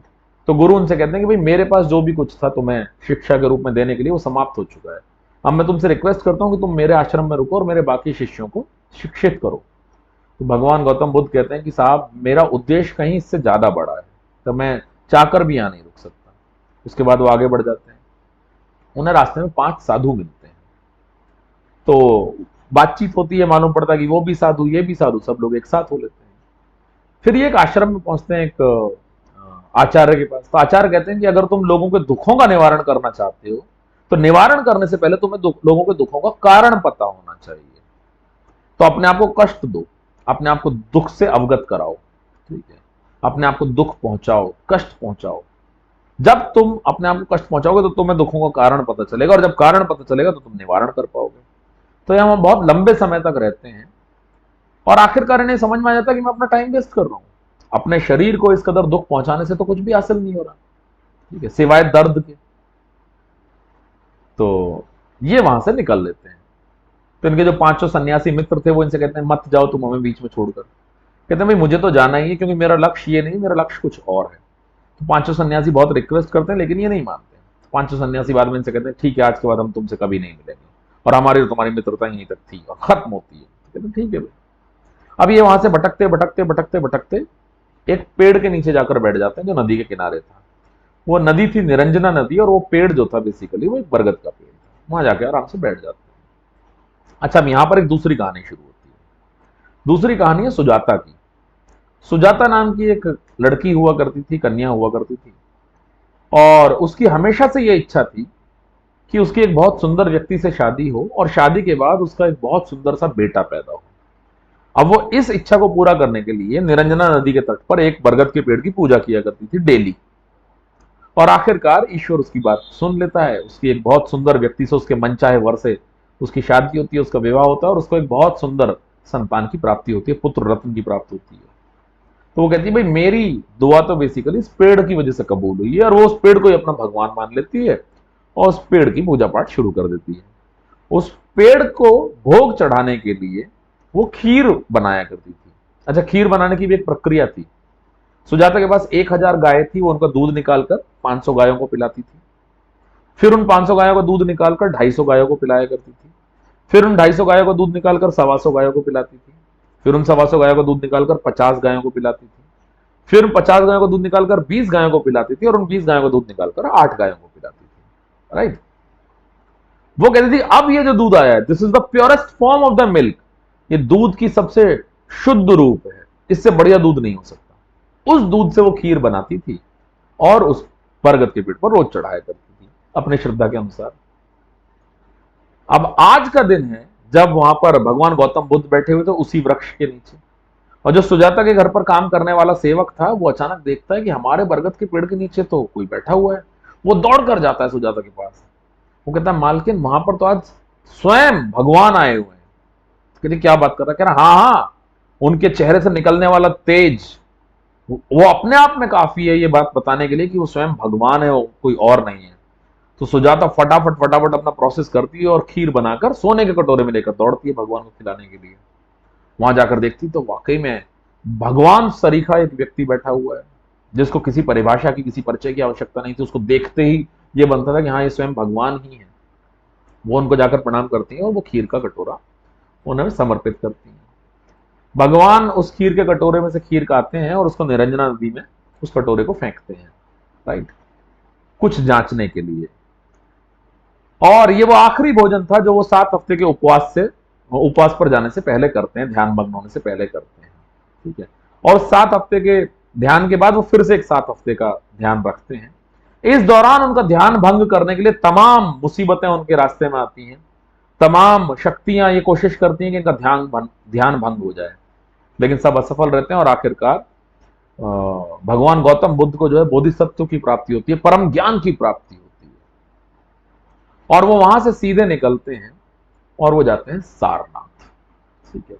सारनाथ में जाकर बेसिकली 5 साधु दिखाई देते हैं। ये वही साधु थे जिनको वो छोड़कर निकल गए थे। जब वो पांचों साधु दूर से भगवान गौतम बुद्ध को आता हुआ देखते हैं, कहते हैं कि ये सिद्धार्थ आ रहा है ना, इससे बात नहीं करेंगे हम, इसकी तरफ देखेंगे भी नहीं, इसको पानी को भी नहीं पूछेंगे, आगे बढ़ जाएंगे, ठीक है, इसको बैठने के लिए नहीं बोलेंगे।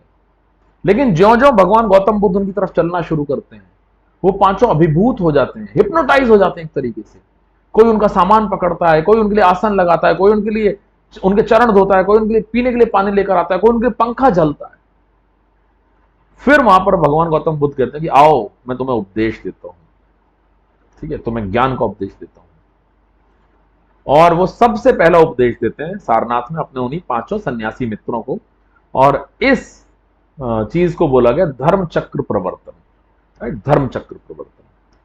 तो ये भगवान गौतम बुद्धा की स्टोरी मैंने पूरी पूरी आपको एक बार में सुनाने की कोशिश करी है। आई होप कि आप लोगों के लिए फायदेमंद साबित हो, ठीक है। तो इन्होंने जो है धर्म चक्र प्रवर्तन हुआ जो सारनाथ में हुआ था, राइट। 80 साल की आयु में कुशीनारा में 483 बीसी यानी 483 ईसा पूर्व में बेसिकली अपनी देह त्याग देते हैं भगवान गौतम बुद्ध। अब हम बात करते हैं फीचर्स ऑफ बुद्धिज्म। तो बुद्धिज्म में बेसिकली 3 चीजें थी, बुद्धा, संघा और धम्मा, राइट। यही तीनों चीजें मुख्यतः आधार थी बौद्ध धर्म का। भगवान गौतम बुद्ध ने कहा 4 आर्य सत्य हैं दुनिया में, 4 नोबल ट्रूथ्स।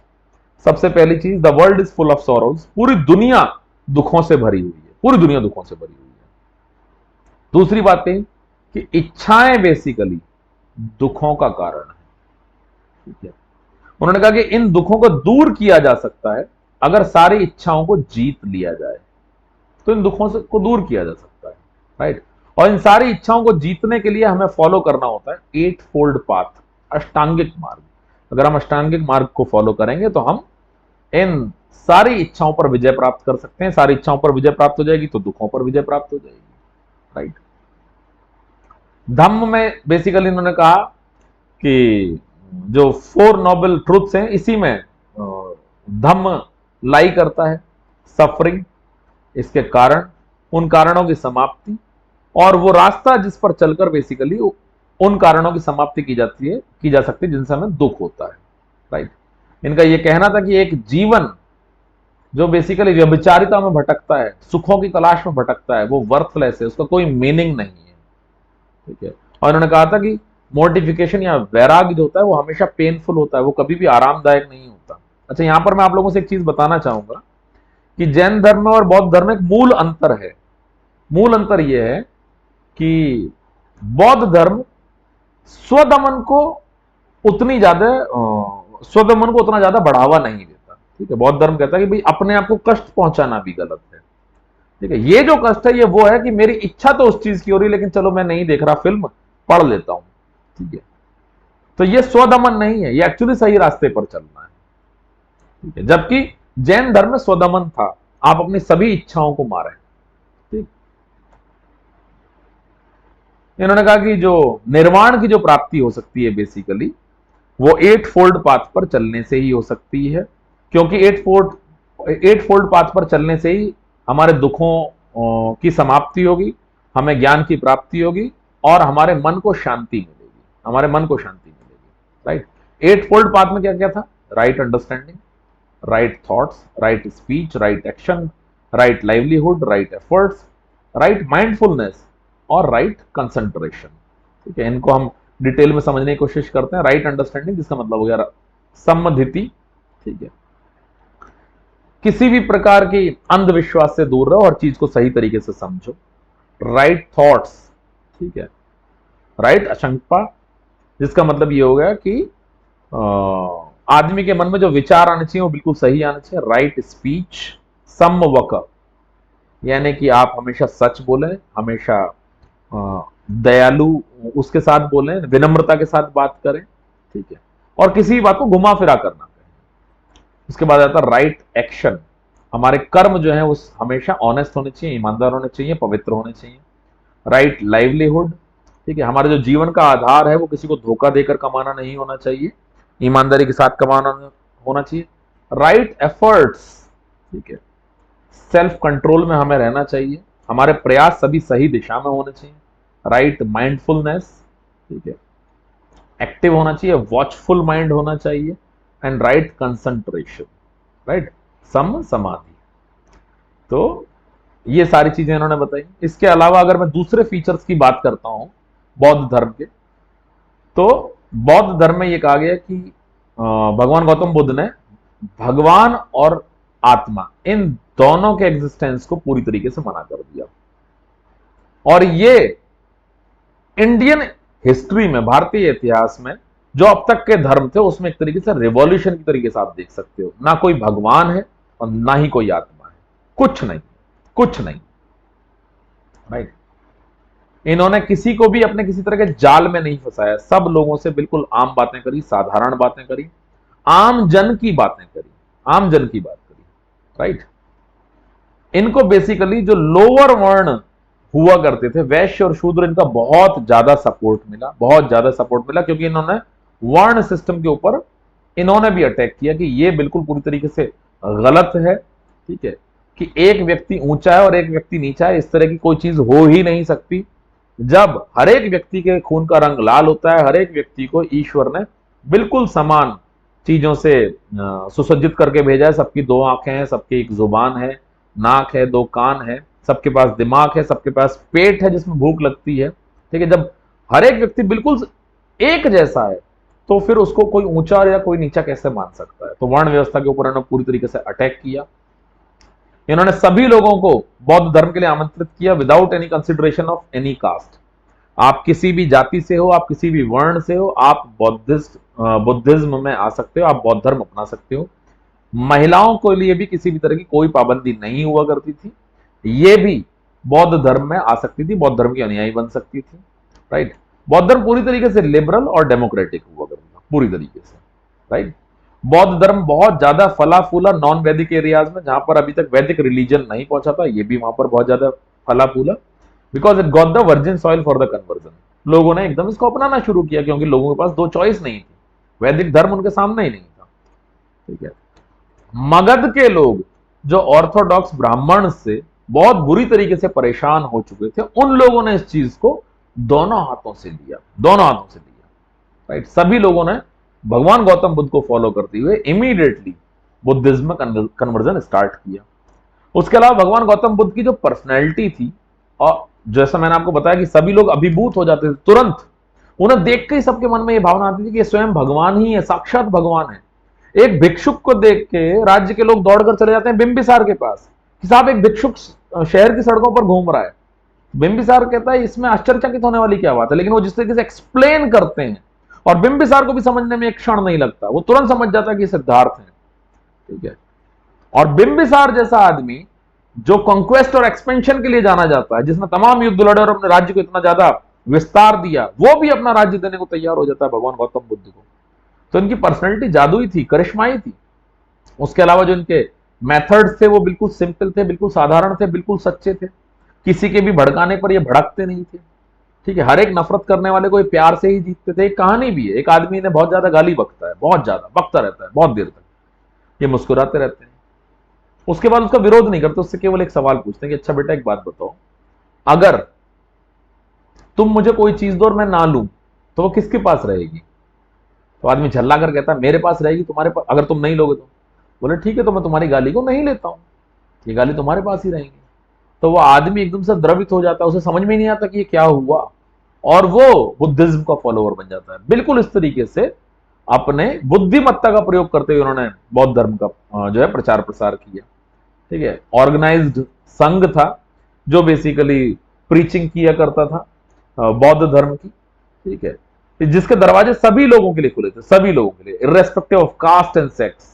वो किस वर्ण से है, वो किस जाति से है, वो उच्च वर्ण से है कि वो निम्न वर्ण से, सो कॉल्ड उस जमाने के हिसाब से, वो स्त्री है कि वो पुरुष है, या आजकल के हिसाब से थर्ड जेंडर है, ठीक है। किसी भी लिंग से क्यों ना हो, किसी भी जगह से क्यों ना हो, किसी भी स्थान से हो, किसी भी वर्ण से हो, किसी भी जाति से हो, लेकिन इनके दरवाजे सभी लोगों के लिए पूरी तरीके से खुले हुए थे।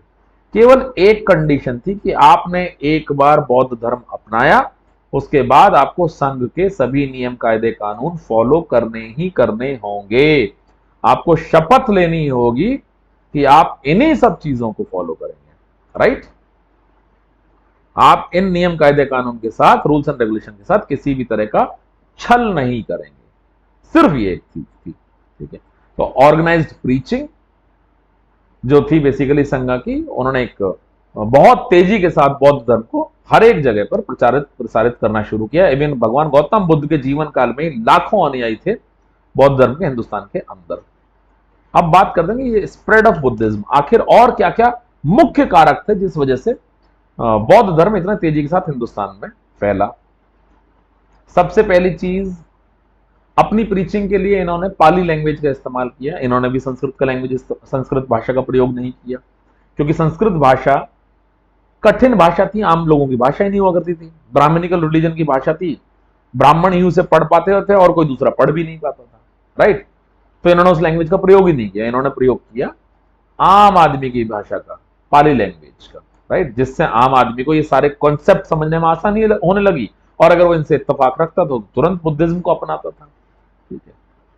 जो मोनार्कीज थी, जो राजशाही थी, मगध की, कौशल की, कौशांबी की और बाकी सारे रिपब्लिकन स्टेट्स की, उन लोगों ने बौद्ध धर्म को अपनाना शुरू कर दिया। और जब राजा और राज परिवार बौद्ध धर्म अपना रहा है, तो बाकी लोग जो राज परिवार के अनुयायी हुआ करते थे, फॉलोअर्स हुआ करते थे, उनके सपोर्टर्स हुआ करते थे, उन लोगों ने भी बौद्ध धर्म को अपनाना शुरू कर दिया। और इनकी मृत्यु के 200 साल बाद महाराज अशोक ने, यह कहा जाता है कि उसने बौद्ध धर्म अपनाया, although it's a matter of debate, ठीक है, जिसको हम अशोका जब हम पढ़ेंगे तब उसको डिटेल में डिस्कस करेंगे, लेकिन फिर भी इसने अपनाया या नहीं अपनाया, लेकिन यह बौद्ध धर्म से पूरी तरीके से प्रभावित था, पूरी तरीके से, राइट।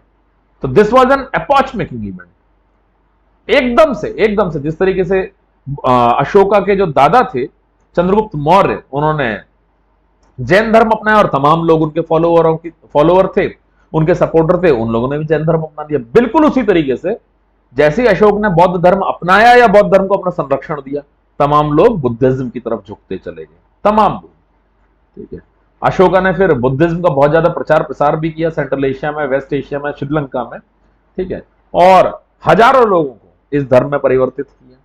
अगर इवन आज के समय भी श्रीलंका, म्यांमार, तिब्बत और चाइना, जापान में भी बुद्धिज्म के फॉलोअर्स हैं, आज के समय में भी इन सभी जगहों पर बुद्धिज्म के फॉलोअर्स हैं। अच्छा, जो बौद्ध धर्म के सन्यासी हुआ करते थे, इन लोगों के लिए बेसिकली बार्बर हिल्स जो गया में पड़ते हैं, उसके अलावा नासिक में रॉक केव्स बनवाई गई, रॉक केव्स। जब मैं आपको अशोका पढ़ाऊंगा तो इनके फोटोग्राफ्स भी दिखाऊंगा और डिटेल में आपको समझाऊंगा भी। वहां से बेसिकली केव आर्किटेक्चर की उत्पत्ति होती है अशोक कालीन, ठीक है। और कृष्णा डेल्टा में, दक्षिण में और मथुरा में इनकी तमाम निशानियां हम लोगों को देखने को मिलती हैं।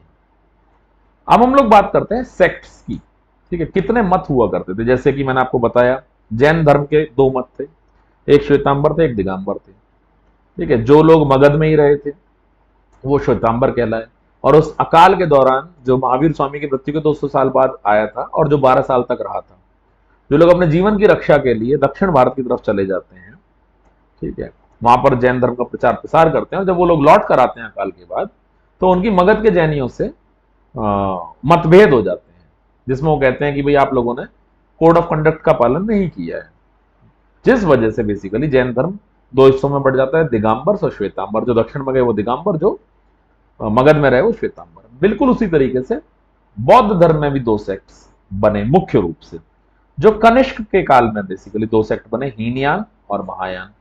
कनिष्क कुषाण वंशी राजा थे, और इनके लिए कहा जाता है कि इन्होंने बौद्ध धर्म के लिए उतना किया जितना स्वयं अशोक ने नहीं किया, राइट।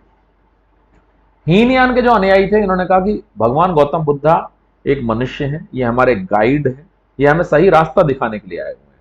इन लोगों ने हमेशा पाली लैंग्वेज का ही इस्तेमाल किया लिटरेचर लिखने के लिए या इसके प्रचार प्रसार के लिए, राइट। और हीनयान जो है या फिर थर्वेदा, ये एक व्यक्ति विशेष की मुक्ति के ऊपर बेस्ड था, ठीक है। ये सीलोन यानी कि श्रीलंका, बर्मा, सियाम और साउथ ईस्ट एशिया में फैला, फला फूला, प्रचार प्रसार हुआ।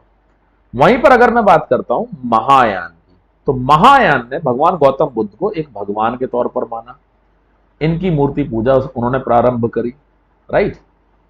और इन्होंने बेसिकली एक व्यक्ति विशेष को न लेकर एक समूह विशेष की मुक्ति के लिए जो सेक्ट था बेसिकली, उसको महायान कहा गया। बाद के समय में बेसिकली महायान कहीं ज्यादा फला फूला, राइट। बाद के समय में महायान जो था कहीं ज्यादा इंपॉर्टेंट बना और इन्होंने बाद में संस्कृत भाषा का भी प्रयोग करना शुरू कर दिया। महायान का जो प्रचार प्रसार हुआ वो चाइना में और जापान में हुआ, करेक्ट। तो ये वो लेक्चर था जिसमें हम लोगों ने डिस्कस किया जैनिज्म के बारे में, बुद्धिज्म के बारे में। हम लोगों ने यहाँ पर डिस्कस किया कि आखिर वो क्या कारण थे जिस वजह से नए धर्मों का उदय हुआ। हम लोगों ने यहाँ पर डिटेल में ये भी डिस्कस करने की कोशिश करी कि उन नए धर्मों के बीच में केवल जैनिज्म और बुद्धिज्म ही इतने ज्यादा क्यों फले फूले, उनका इतना ज्यादा प्रचार प्रसार क्यों हो पाया, कैसे हो पाया, ठीक है। इनके सेक्ट्स कौन कौन से थे, इनकी शिक्षाएं कौन कौन सी थी, इनका कॉन्ट्रीब्यूशन क्या क्या है समाज में, उन सारी चीजों को हम लोगों ने डिटेल में समझने की कोशिश की है। अगली क्लास में जल्दी मुलाकात करेंगे, उससे पहले मैं आप लोगों से कहूंगा प्लीज ज्वाइन करें हमारे टेलीग्राम चैनल को। उसके अलावा अगर आप लोगों ने हमारा यूट्यूब चैनल अब तक सब्सक्राइब नहीं किया तो सब्सक्राइब करें। अगर आपको हमारी क्लासेस पसंद आती हैं तो लाइक करें, कमेंट करें, शेयर करें और बेल आइकन दबाना बिल्कुल भी ना भूलें। इसके अलावा आप लोग हमें फॉलो कर सकते हैं हमारे फेसबुक पेज पर और लिंक्डइन पेज पर भी। साथ ही जैसे मैं आप लोगों से आजकल अपील करता हूं कि आप लोग अपने आप को सुरक्षित रखो। अगर आप टू व्हीलर्स चलाते हैं तो प्लीज आई रिक्वेस्ट हेलमेट का प्रयोग करें, फोर व्हीलर में सीट बेल्ट का प्रयोग करें, चाहे आप आगे बैठते हो या पीछे बैठते हो। जब तक एक वैलिड ड्राइविंग लाइसेंस आपके पास ना हो कोई भी वाहन ना चलाएं। ये पूरी तरीके से गैर कानूनी है, पूरी तरीके से इलीगल है। वाहन को एक नियत गति के तहत ही चलाएं और अपना ख्याल रखें। पानी संकट आने वाले समय में बहुत ज्यादा गहराने वाला है। आप इस देश का भविष्य है, दुनिया का भविष्य है। आई रिक्वेस्ट एवरीवन जल बचाएं और बाकी दूसरे लोगों को प्रेरित करें जल बचाने के लिए। Thank you so much, good luck, best of luck and all the very best.